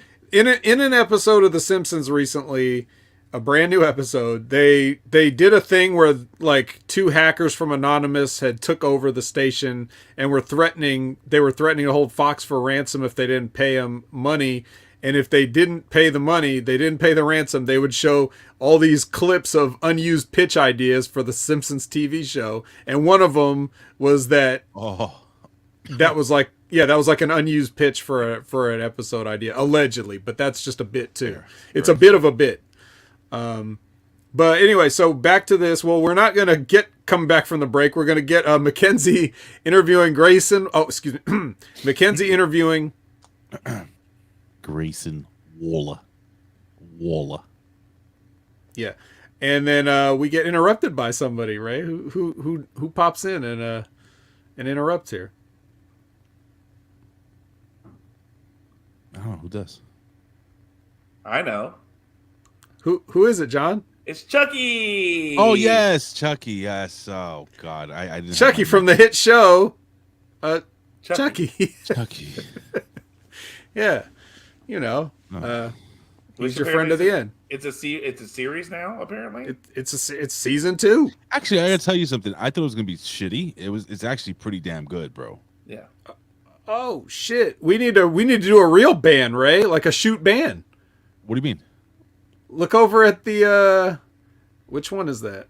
Oh, so really quickly, I want to thank 18sex.yxz for if you want to free vert girls chat. All right. So now let me just block this user and you can go fuck yourself. Yeah. Hey. All right. It's clean again. All right, now back to Stacks, and his mystery opponent is John. Who's his mystery opponent? Shinsuke Nakamura. Hey, Nakamura. Yeah, Nakamura comes back to a huge reception, and Huge reception. Yeah, and he kicks the shit out of Stacks for a little while, and then but Tony tells the Stacks that he's very proud. Ray, what was your reaction to this whole deal? I mean, yeah, I get it, and I'm glad that they went with the whole thing where he earned his keep or whatever, or he showed that he was tough enough. I thought it was gonna be almost last week. Yeah, we talked, we guessed that, right? That also would have been good. That would have been good, but Shinsuke Nakamura, man, I agree with you, Vet. This guy, 2 stacks, 2 dimes, whatever, is never gonna be the WWE champion, but I think the kid's not terrible, to be honest with you. It's not as bad as the other one. And let me tell you Got the something. cement shoes. Let's go back, real quick. That whole shit with the Chucky thing all night. Like, what are the chances that that's just gonna like actually happen in real life? Have fucking Chucky just come out of nowhere. Shit doesn't happen like that. No, never. I mean, since when, John? Since when in the hell has the WWE ever had, killer puppets running around? Like you would never see puppets on a WWE broadcast, would you? You would never let any of your talents interact with puppets in some stupid way, right? No. No. But this is like, it's almost like we're gonna do the bet. It appears Ray is dead. Ray's gotten murked by Chucky. Yeah. But no, this is almost like, just because of some of the stuff later that happened and what they talked about, it's almost like they're doing their best WCW version of NXT presents Halloween Havoc. And I mean, because this would be some shit that WCW would do. Can we mention RoboCop? And some of the Demon with Kiss, and Chucky. Yeah, right. So keeping that great tradition alive in wrestling of Halloween Havoc and random things. That was capital whatever, I think, with RoboCop. The RoboCop was a capital punishment. Yeah, or something like that. Well, yeah. So this is the second time since obviously Chucky had a show last year. They incorporated him into Halloween Havoc then, Right. and he's back again. And they had some stuff they had to get some stuff in with Steiner last year because that was funny because of his dad and the WCW thing and all that. So Ray's still alive. So that's good. That. All right. Yeah. Why did you do that? Did you call your priest to exorcise that demon? Why did you do that? Seriously, that's not nice. Why to do what? Well, John, do you have access to the stream? You all right? Why'd you change my background? I don't have no. I have access to only the Smack Attack. So I can't even highlight anybody's comments that I want to normally do. So. All right. Well, anyway, just to put a button on everything. Did you like? Did you like? Nakamura kicking the shit out of this Italian guy, this alleged Italian guy. Yeah, Yes. because I mean, I haven't seen Shinsuke in forever. He's supposed to be on SmackDown, but I know part of that too was I think I saw that he was involved with the Inoki funeral, so he was over in Japan for that as well. But even before that, we've only seen him in brief segments on SmackDown. So it was good to see him back in the ring. Good to see him, start with something like this where he beat the shit out of a guy. I mean, and who doesn't love them some Shinsuke? So, it was good for it. Shinsuke is that one Japanese wrestler that came over that I remember going on OneWrestling.com back then. It was like, this guy is definitely going to be the next, world heavyweight, the first official Japanese WWE champion. Nope. And that should be the guy, I think. It still almost happened. It came pretty close to happening, right. and he somehow stayed somewhat relevant, even though not used well. But even the whole Vince McMahon era, like, he still never completely got buried. He kind of stayed over, but he could have been so much more over if they had just went with it. The only guy that could probably do it now, I don't know if they'll go with Shinsuke, is if they bring in the Rainmaker, which I don't think he's ever going to leave Japan. You think he'll ever leave Japan, guys, at all? Ever? No. Well, then that's it. New Japan's his company. And I mean, but that was the thing about Shinsuke over New Japan. He was content with the Intercontinental title. He held the World Heavyweight title a couple times, but he was synonymous with the Intercontinental title in New Japan. And so this is what he does. He puts on solid matches and just stays under the radar and does his thing, and he's happy not being the man.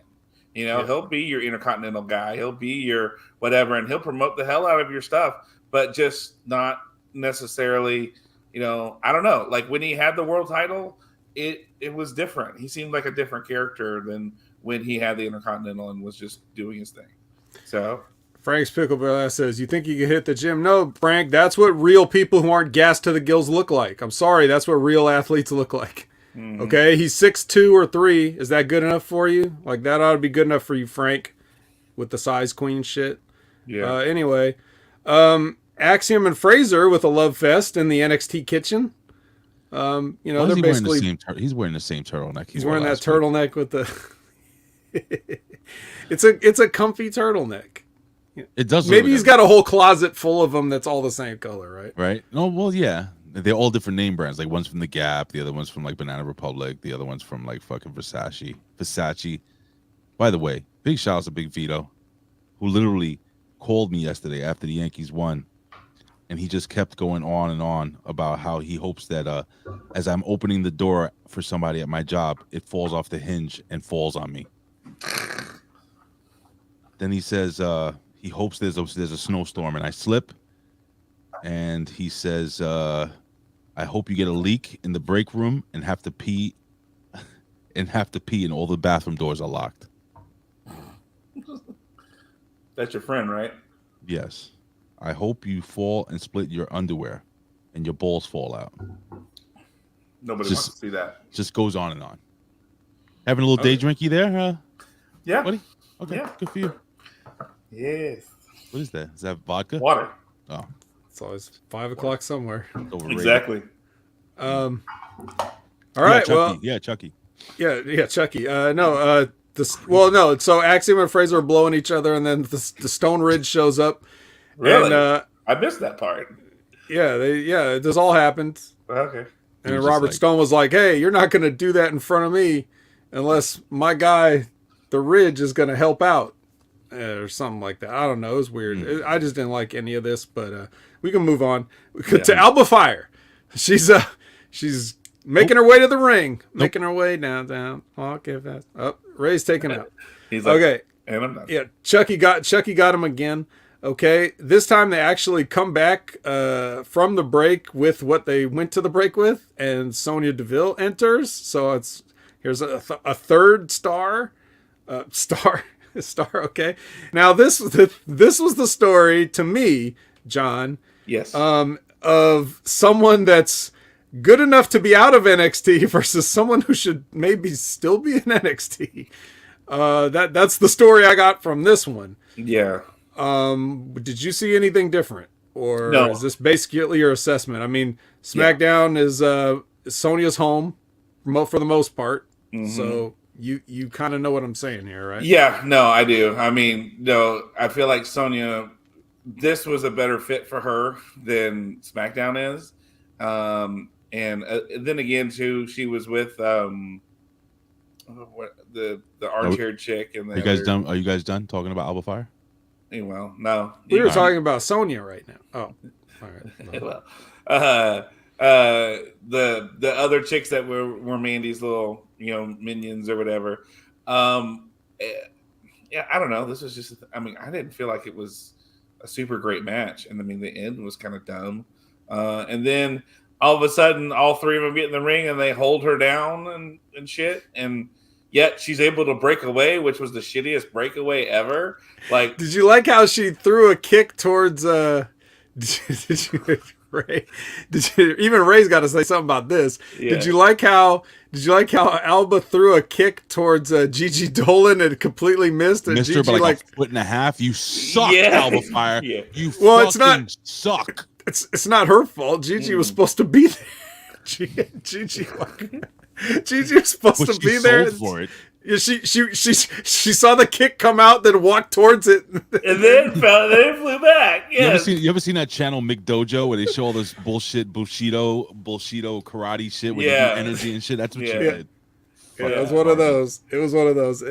Fucking God. Listen, Mandy did wear an outfit though, Ray. This wasn't all like, we can't throw it all in the trash because Mandy came out wearing that outfit that was made out of pantyhose and kinesio tape.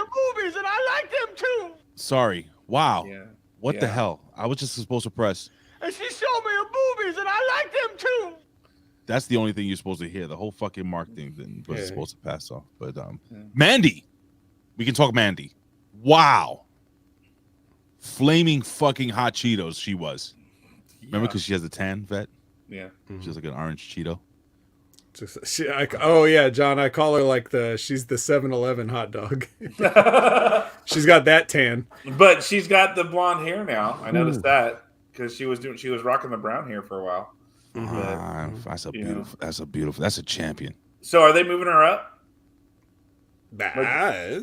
Okay, so I heard that they are going to be moving Nikita Lyons up to the main roster now very soon.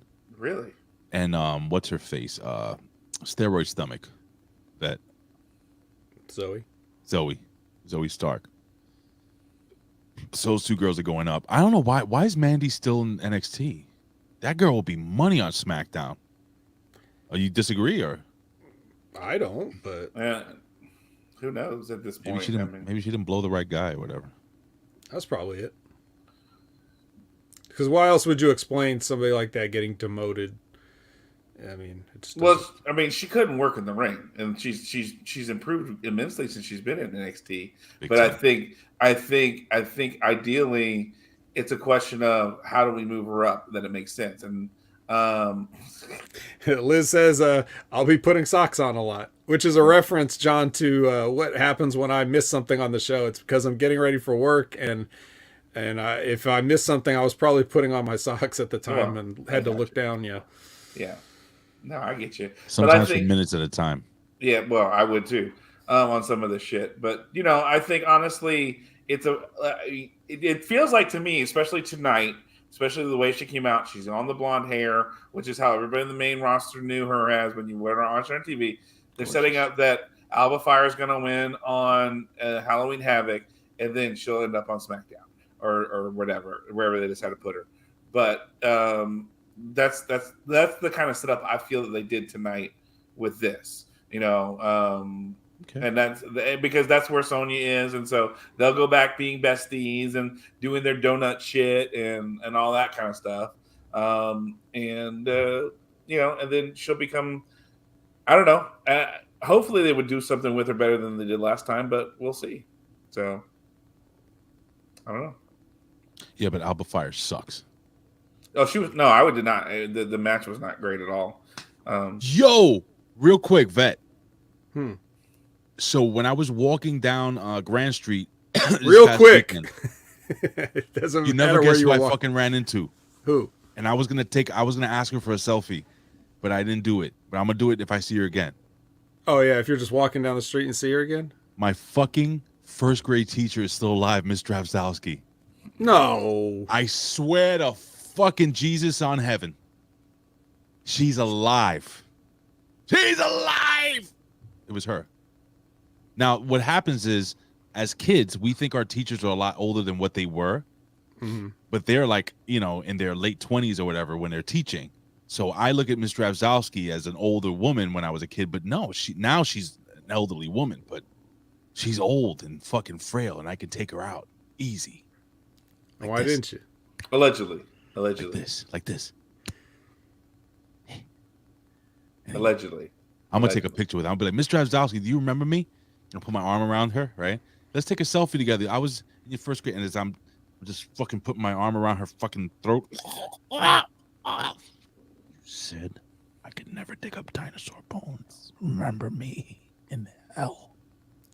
Now you're the dinosaur. Yeah. Extinct. Now your bones are being buried.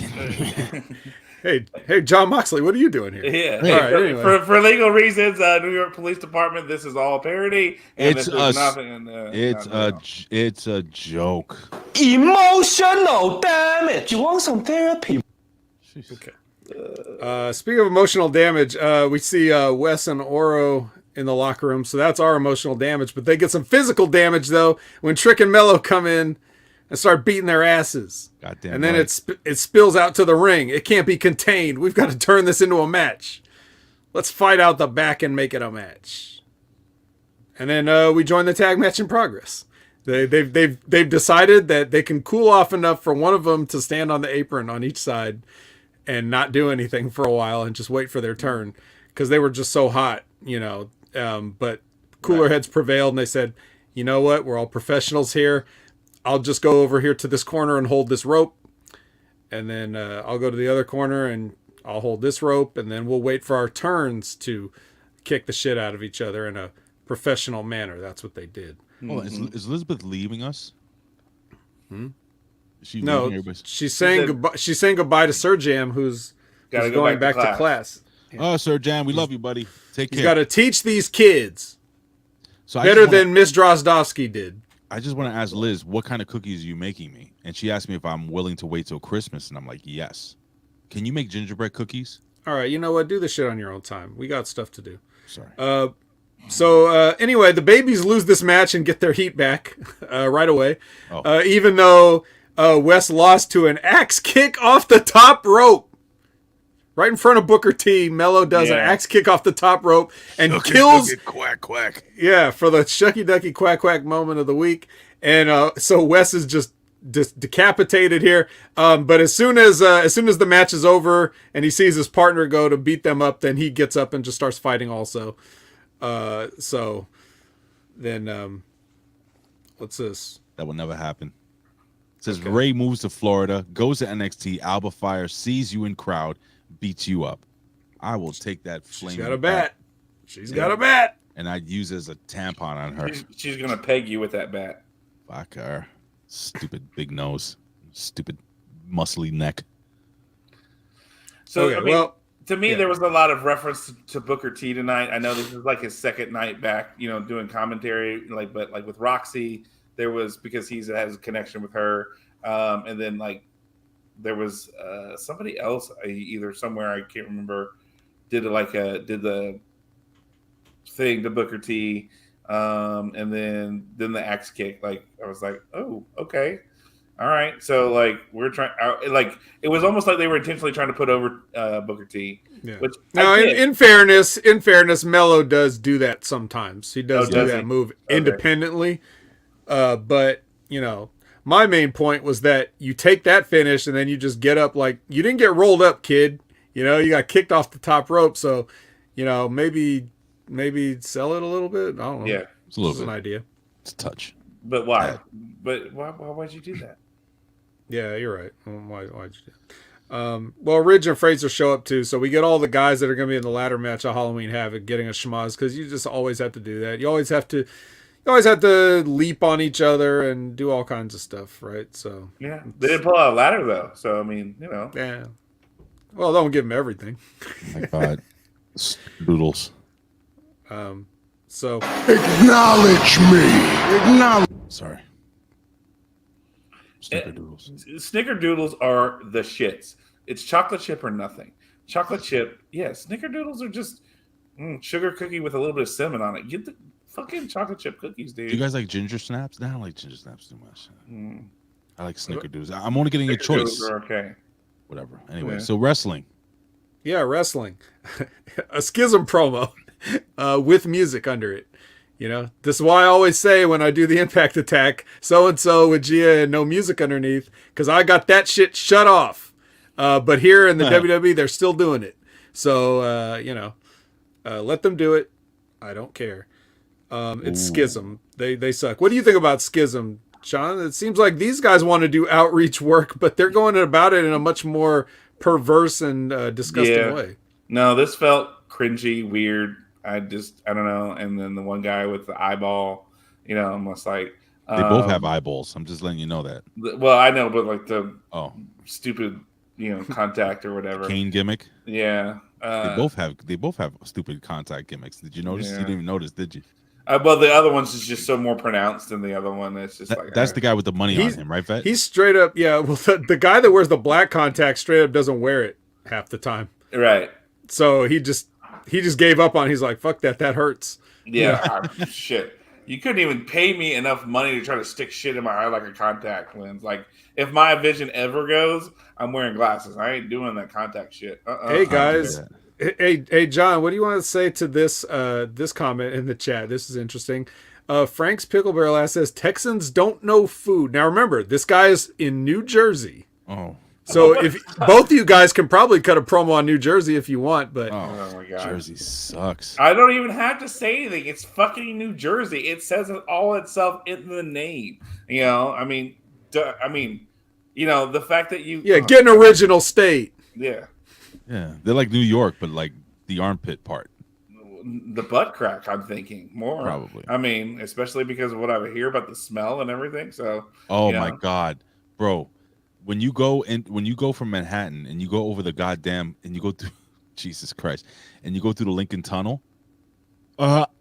bro, it smells. It really smells like fucking a camel's dick dipped in shit. It is so bad, so bad. It's like so bad.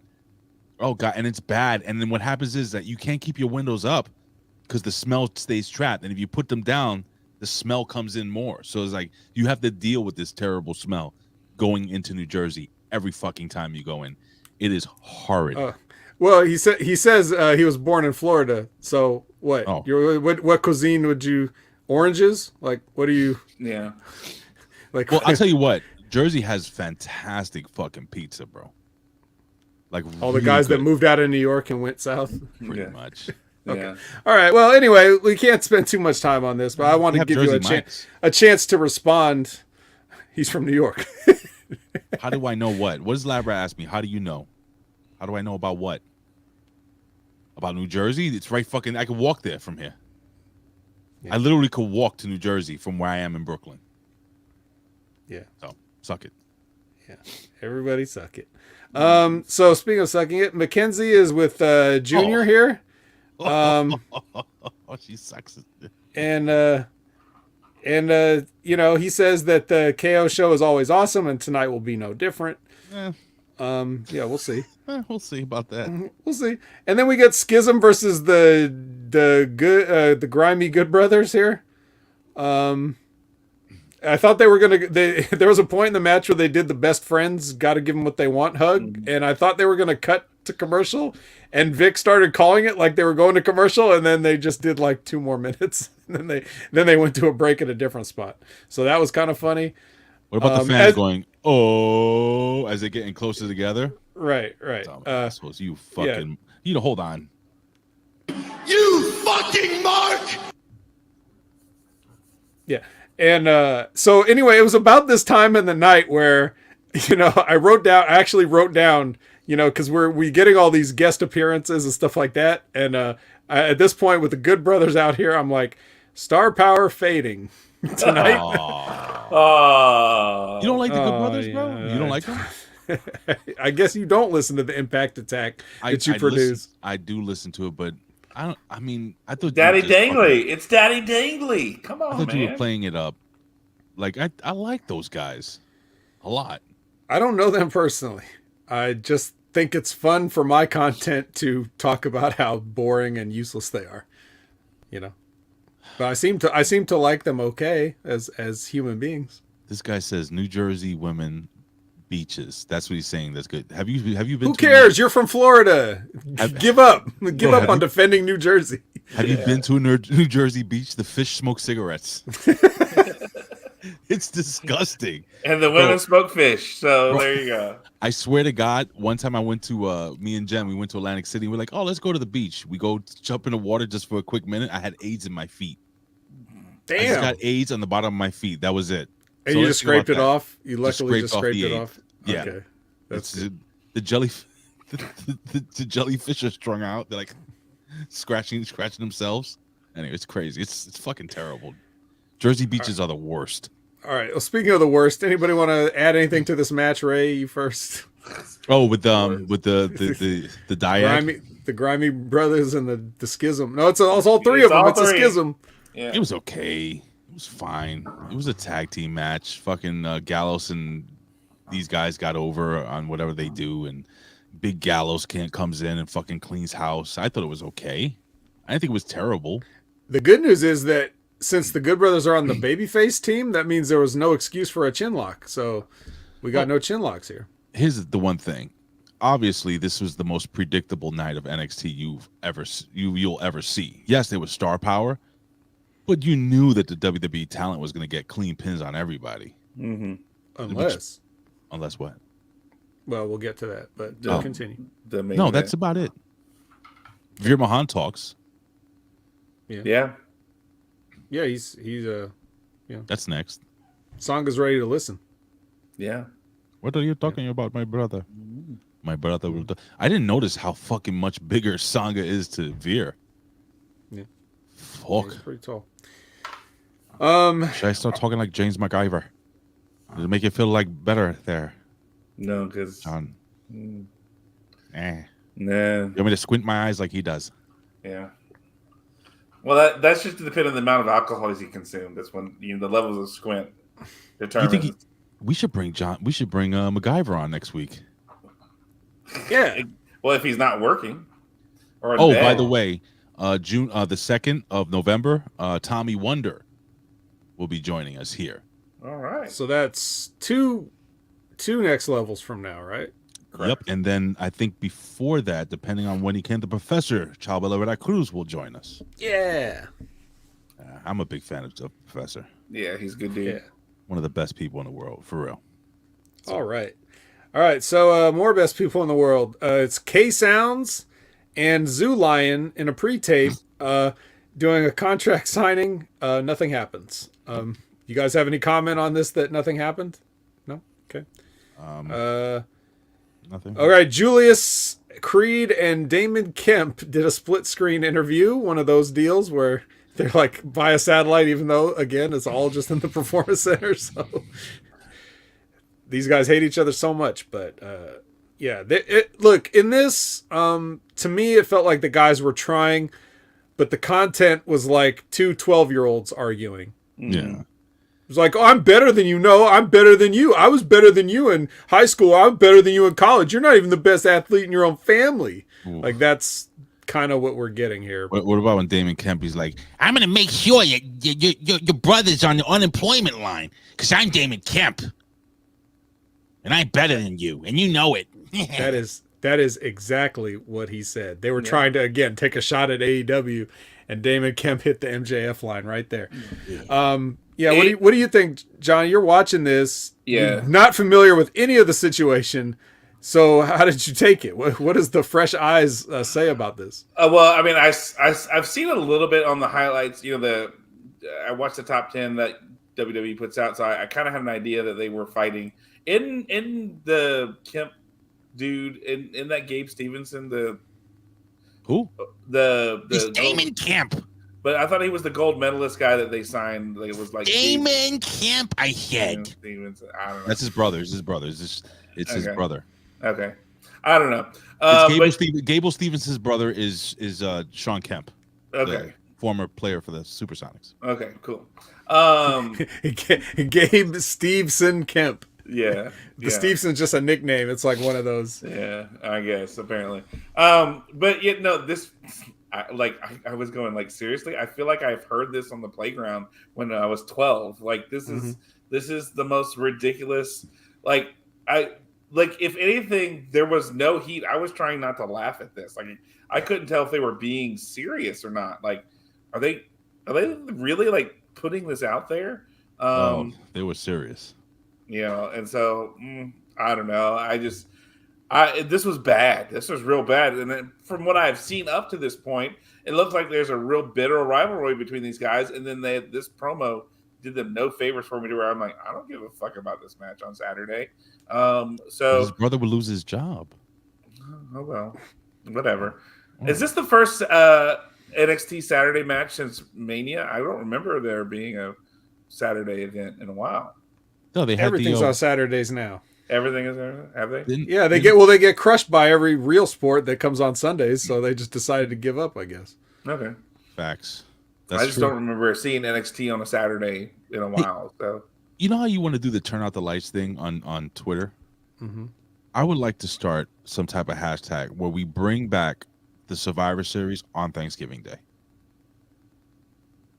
What would it be? Okay, it's never going to happen, but let's start it anyway. Hashtag Slam a Turkey. Let's go. Slam a turkey. Okay, slam a turkey. Everybody, just put it on all your posts, even if it has nothing to do with it. Hashtag Slam a Turkey. Slam a turkey. All right. So, the host of Halloween Havoc is Shotzi. Kill me. Like there's any other choice? Like, who else would you? Yeah. But the thing is, two people also want to be the co-host. The first one is Ray. Zoyan Quinn. Zoyan. I like how you switch it up. Did the first name that time. You like that, right? Double first name. Keeping people on their toes. And then Quincy Elliott, the super diva. They both want to be co-hosts, and so match. Okay, they have a match. Quincy gets the win with his foot and Zion's hand under the rope. The referee's just like, fuck it. I have to be outside the ring to even see this, but I'm going to count it anyway. What's the point of sliding outside the ring so that you're outside the ring so that you can see the guy's shoulders when also what you're seeing is like half their bodies being under the ropes and you're just going to count? Why don't you just stay in the middle of the ring and say, I think his shoulders are down from here, and just count to 3? Who cares about rules? That's what I took off of this. It's not long enough to say much else, but I'll give either one of you a shot if you'd like to. John, anything? I did not understand this whole. I mean, I understand Shotzi being the co-host, but like where these people came from, I was trying to figure out: is the Quincy person supposed to be a dude or a chick? Oh boy. Like we're not allowed to answer that legally in 2022. So Ray, I'll turn it over to you. Did the right co-host win? Did the right co-host win? Yeah. Well, I think the co-host should have been Chucky. Yeah. Right? True. Even if it's on screen. Well, he's gonna be there. We know. But I'm just saying, him interacting with Shotzi and just have a fucking. You tell me WWE can't afford animatronics? Have a fucking doll on stage? Yeah. Why not? So, I don't know. Quincy Elliott. I think the kid's gonna be a big star. He fits. Well, he has no choice. Look at the size of him. Oh well. Yeah. He's only. Oh, you meant the size of his star quality. Star quality, yes, not the size of his jockstrap. All right. Okay. Yeah. Right, which is equator. So anyway, yeah, dude, you just got that.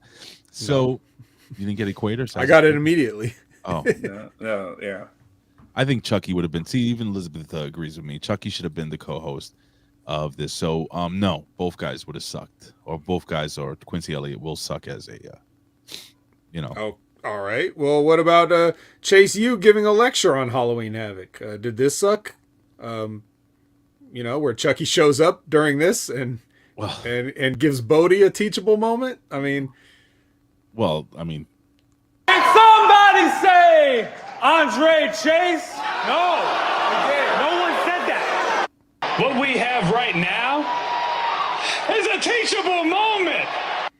yeah, Chucky got the teachable moment line, and of course, I'm watching this, and my heart pops inside. And Ray, you're probably on a train trying to avoid getting meth smoke on you, and and you're probably popped inside. And no, John, I don't know what you were thinking. Last night was great. Oh, it was great last night. I only had one dude at the end of the train going the entire train ride. I'm not kidding. All right. For no reason. Right. God. But even with all that, you fucking hate even with that, you popped when Chucky said teachable moment, right? Okay, I pop when he says, "I'm gonna cut your balls off." Yeah. They did a long bleeping session. All right, so yes.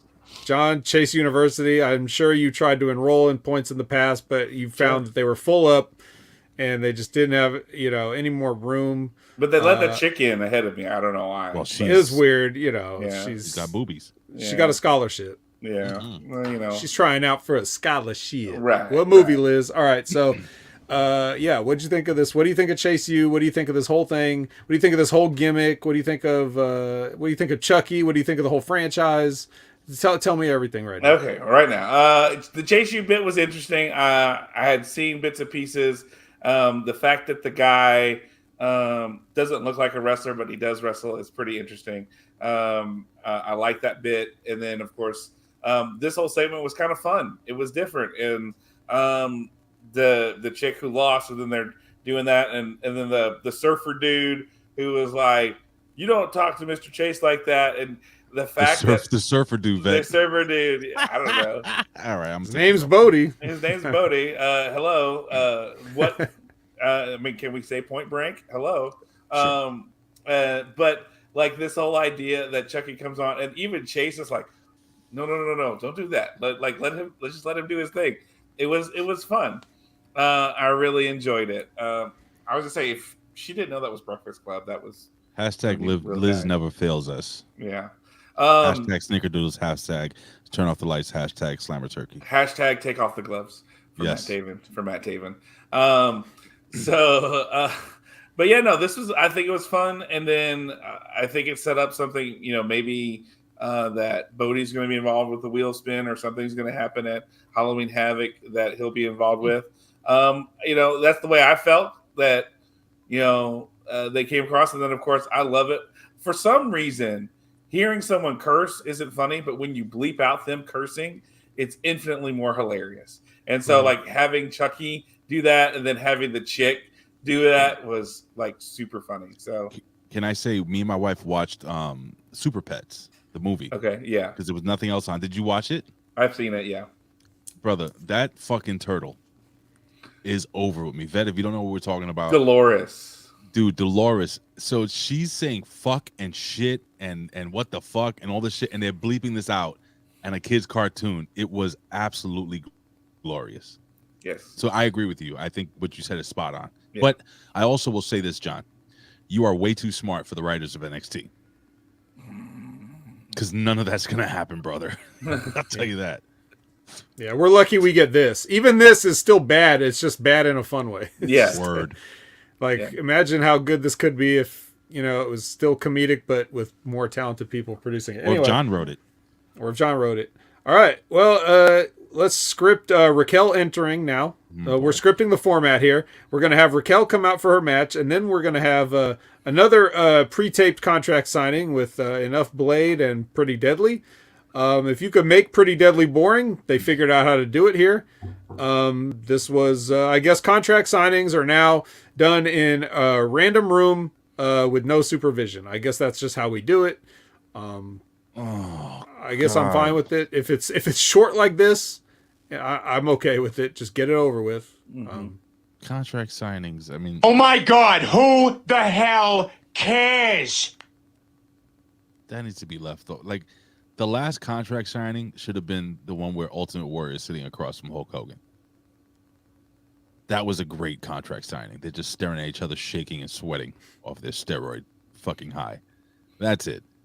I mean, contract signings are so fucking dumb now. Like, it usually ends with a table being broken, with chairs being tossed out of the ring.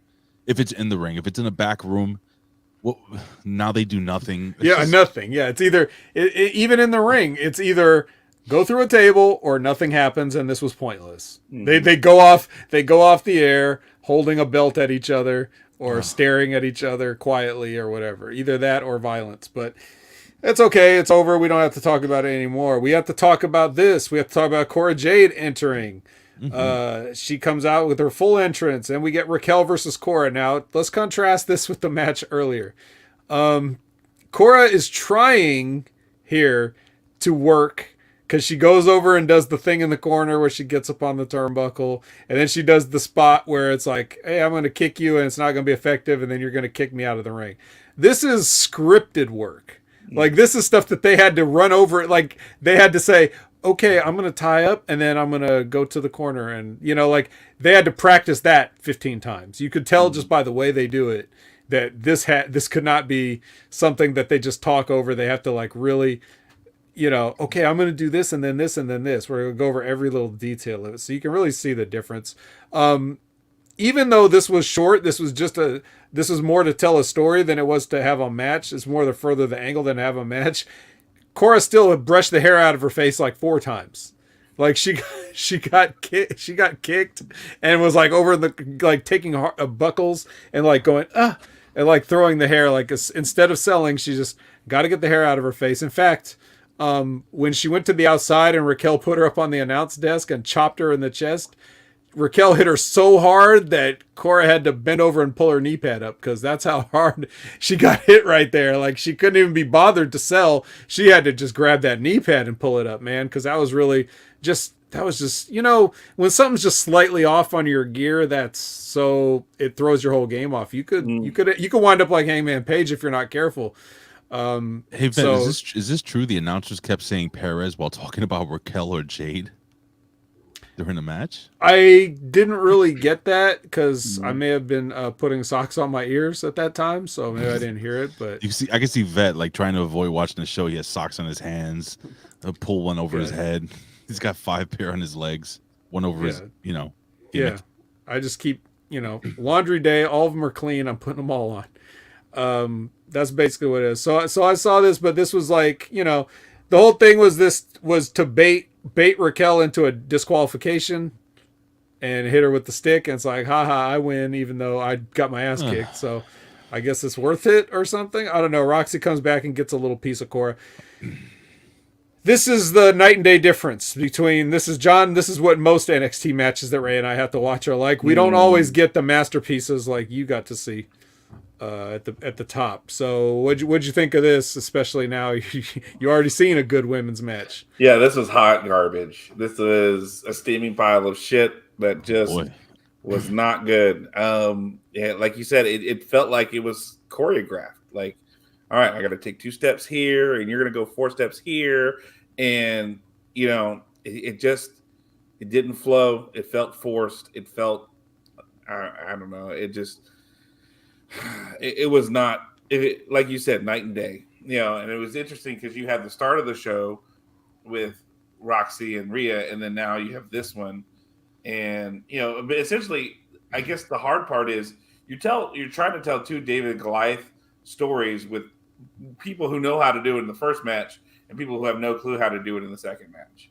And it's harder to do when your Goliath is a babyface, and that's because the Goliath, you want to cheer for David. You want the big guy to come up over and now, but in this story, you've got your Goliath as the babyface and your heel is the David. You don't want to cheer for the heel, but I don't know. It was just weird. And I feel like really honestly, the way these matches were set up, they should have been switched, True. It would have been better to switch them, but maybe, but I mean, I don't know if it would have really made a difference. I think really just what the difference of what you can see is like, I just know somebody like if you threw Raquel, if you threw Rhea and Roxy out there and didn't give them any help, didn't give them a producer, didn't do anything, like they wouldn't have had as good a match as they had, but they would have had a good enough match. I think those two, they've done it enough. They kind of know what to do. I think like even for something this simple, it's like at least Cora Jade. Raquel might be a little bit better, but at least Cora Jade, like she wouldn't have come up with that on her own. Someone had to tell her like, you got to do all this stuff. And she's trying to remember it. And that's because it's not instinctive to her. She's like, maybe she's just not saying that she doesn't love wrestling, not saying that she doesn't get it, but maybe her aptitude is that she's got a longer learning curve, maybe, like she's not picking it up as fast. So I don't know, but it just looked phony, and it's just something she's trying. I can see Cora trying. I can see her trying. She's not there yet. Raquel is, I mean, she can be good or bad depending on the level of her dance partner. It's not really, but even though this was really just about furthering the angle, it still just wasn't. I didn't really like it that much.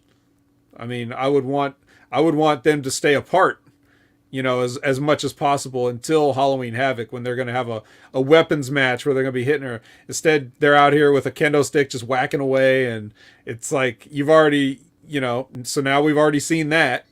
I don't know, but what do I know? I don't know nothing. None of us do, Vet. It's fine. Yeah, I know. Well, Kevin Owens entered. I know that. So business picked up Kevin Owens. Then they should cut to a party in Gallus's clubhouse. Thankfully, Gallus isn't there, because otherwise this would have turned into a huge snooze fest. Yeah, if you want to hear me interrupt an episode of Smack Attack just to ask James and John how bad Gallus really is, go back in the archives on channelattitude.com and find that one where I popped in specifically to do that and then left. So here's our main event. It's the Kevin Owens show on NXT. Junior joins the other 3 in the ring because we only get a Kevin entrance and a Braun entrance, and the other 2, they're jobbers and they just have to fuck them guys. Yep. I have a couple notes here. One, Kevin is funny. Number two, A lot of that. Yeah. Two, security is very prompt, despite not having Hank Walker anymore, who was also here on the show today. But now they're even though he's gone and he's got an NXT contract, security is on top of their game. But are they really doing a love story between him and fucking what's his name, the big gay dude? Oh, I don't know, maybe. That's what I think they're going with this, John. Yeah, I agree. Yawn. Yeah. All right. Anyway. Yeah. Main event talking, right? Yeah, that's all I have. Main event talking. Ray, obviously, you're high on this. It was the right booking move for you. So give us your thoughts, please, before we wrap up. Talking. All right. So I really don't have much to say. The only note I have on this is that whenever wrestlers' second language is English, they yell a lot, and that's what Ilya Dragunov did during this whole thing. I know Ilya Dragunov's character is supposed to be a crazy, unhinged Russian that's a good guy, apparently. But it's just like, why yell so much? I get JD McDonough. JD McDonough is extremely fucking creepy. And I think Kevin Owens is absolutely fucking hilarious. Like, I don't think he came in with anything scripted. I think everything was off the top of his head. I believe Colin Wysong, his nudes are fucking over, because he's in the main event here. And what I wanted to do is to quickly move on and just make this like a quick 5-minute thing. Just run down the match card for Halloween Havoc. Just winners or losers. We do the speed round. Me and Vet always do this. If you're ready, here we go. All right, we're going to start off with Julius Creed versus Damon Kemp ambulance match. Brutus Creed leaves NXT. If Damon Kemp wins, who do you got, John? Don't give a fuck. Don't give a fuck, Vet. Valid answer. Julius is going to win. They're not going to split him up. Very good. I agree. Apollo Crews versus Grayson Waller. Grayson Waller. Spin the wheel, make the deal match. John, who do you think goes over and why? I mean, the only thing I could see them doing is if they want to keep Apollo Creed down there, then they would do that. But, you know, I don't know. I feel like he needs a revenge on Grayson Waller because fuck that guy. So Apollo Crews. All right. Then what do you think there, Vet? Yeah, Apollo Crews, he's got his vision back, so he should be able to see at least 3-4 moves ahead on everything, and he already knows how this one ends. So it's got to be Apollo Crews. It'd be terrible if he doesn't know how this ends. Yeah, I think they're going to spin the wheel, and out of nowhere, there's going to be an ojo por ojo match, an eye for an eye match in that spin the wheel, make the deal match, because it makes sense with all the eye gimmicks they've been doing. And I think Grayson Waller actually goes over, and Apollo Crews goes back to the main roster. Fine. All right, Cora Jade versus Roxanne Perez. Spin the wheel, make the deal. What do you got, John? Roxy. All right, Vet. I would do Roxy, but I could see them doing Cora again to keep the heat going, even though it's pointless. I do agree with you, but I think Roxy's going over. Let's Hayes. How it's that? I said, let's hope. Let's hope. Carmelo Hayes and Oro Mensah versus Wesley versus Von Wagner versus Nathan Frazier. Fatal 5-way ladder match for the North American Heavyweight Championship of the Universe. Who goes over, John? I don't know any of these guys, so I'm going to have to go. I do know the Carmelo Anthony guy used to be the champ. I could see them being dumb and giving him the title back. So okay, all right. What do you think, there, Vet? Yeah, I see. I think Melo's the front runner for this. It could also be Ridge. All right, I'm gonna go way out of left field, and I think they're gonna give the belt to Wesley. Yeah, I could see that. I think Wesley's gonna, the fucking underdog, the guy who's lost his tag team partner. Feel good story. They have to have a feel good story here, because I don't know about the main event. I think the main event's gonna end a different way. All right, so co-main event: Mandy Rose, the champion, versus Miss Drabsdowski, aka Alba Fire, for the NXT Women's Championship. John, it's not just the NXT Women's Championship. Not only is that belt on the line, but Ray ever talking about a match with Alba Fire as champion is also on the line. He will dip out just like he did before, like when Chucky took him out, except it'll be of his own volition. He will leave me to solo the show until the Alba Fire seg is done when I give him the Iggy to come back in. Who goes over, John? Why? Alba Fire, because they're going to move Mandy up. Vet. Mandy, because Mandy. I have a feeling it's going to be fucking Alba Fire as well. They've been working towards giving her that spot for almost a year now, and I think, unfortunately, they will do this. Alba Fire will be your champion, and I promise you, if they put the belt on her, Vet, if it's the main event, you got to run through it, and then I'll close the show out. I will dip out. I will not talk Alba Fire because she is the worst of all time. And the main event of the evening, Braun Breaker, the NXT World Champion versus JD McDonough versus Ilya Dragunov, triple threat NXT Championship match. John, the big one. Who goes over? Why? Braun. I just don't see the other two being able, unless they work together, which is not going to happen. So Braun may be going up, though. I'm telling you that, too. That's the other name I forgot. So go ahead, Vet. What do you think? Same thing, same reason. Okay, I'm going to go with JD McDonough. I think JD McDonough goes over. He'll give a rematch to Braun Breaker. Braun Breaker will lose, go up to the main roster, and then he'll have a long-standing feud against Ilya Dragunov, and we will see them for multiple weeks on NXT killing each other. And with that being said, John, thank you, number one, for joining us here at your Next Level Wrestling Review. And I want you to go back again and tell us about how can we help stop domestic violence, my brother. Well, first of all, I saw Colin was doing a drop-off at the abortion clinic. So Colin says, fuck them kids. Wow. So wonderful. Good job, yeah. Colin. Love you, Colin. Fuck nobody you, Colin, does. but love you, Colin. Tomorrow is Wear Purple Day. So if you can, wear some kind of purple, take a picture, add the hashtag Purple Thursday to raise awareness for domestic violence, because this October is Domestic Violence Awareness Month. So please make sure you go and do that tomorrow and take that picture and hashtag it and all that fun stuff for raising awareness for domestic violence. Yeah, well, thank you, John. And again, ladies and gentlemen, as you can see down here, if you're watching this live, or if you're not watching it, I'll just give you the numbers really quickly. Again, guys, it's freedomhousepc.org, freedomhousepc.org, and also CCA 1-800-774-2900, and of course the national line is 1-800-799-7233. So, ladies and gentlemen, we want to thank John again for joining us. Vet, real quick before I'll have John sign off, but I'm going to go to you first, Vet. Anything happening? Any video games?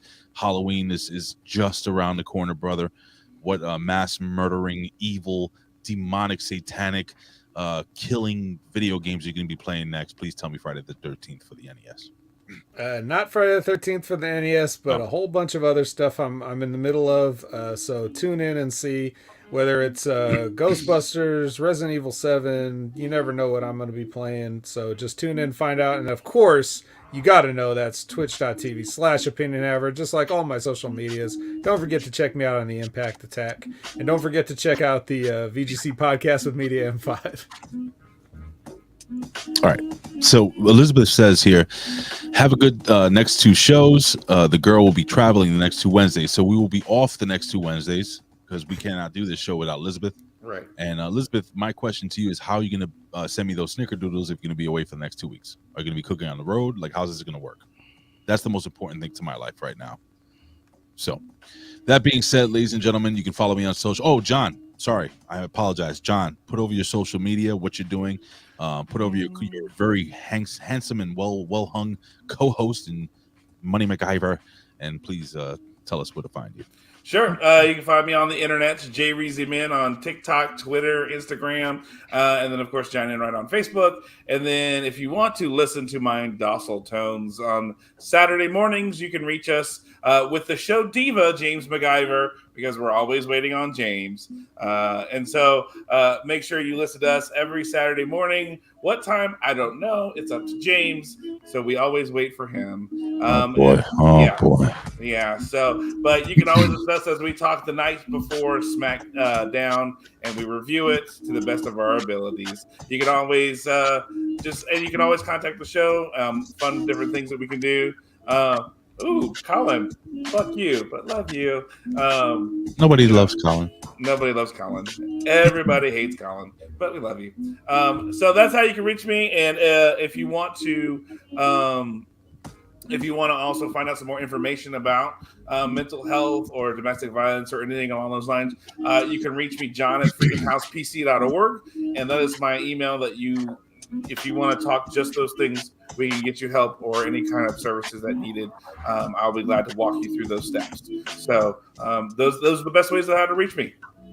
All right, very cool, John. Thank you so much, brother, for hanging out with us. I can't believe we got through this show in less than 2.5 hours, but we did. Ladies and gentlemen, you can follow me on social media at Big Ray Hernandez. Follow me on TikTok, Instagram, and also on Twitter at Big Ray Hernandez. Find me on Facebook at Raymond Big Ray Hernandez. If you're not weird or crazy, and if you have more than 2 friends on your friends list, I will probably accept you, but just do not send me a message as soon as I click accept. That's weird. Thank you, guys. I love you all. Thank you so much. Elizabeth, safe travels. I don't know how the fuck we're going to do this show without you, but we're going to have to try. Why? Because we are the Next Level Wrestling Review. That's what we do every single day, every single Wednesday. I always say I would do this for a living, but if I couldn't, I'd do it anyway. Why? Because I love talking wrestling. We love you guys. We'll see you here next week, live on Hameen Media, Ben Hameen, and also on Twitch. Peace out, yo. Say goodbye, John. Goodbye. Say goodbye, Vet. Goodbye, everyone. Say goodbye, James MacGyver. Goodbye. That's Irish. That's same shit. Cherry. Cherry. That's what he says.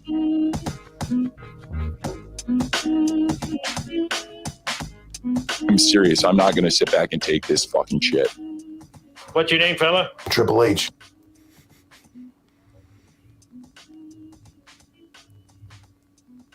And she showed me her boobies, and I like them too.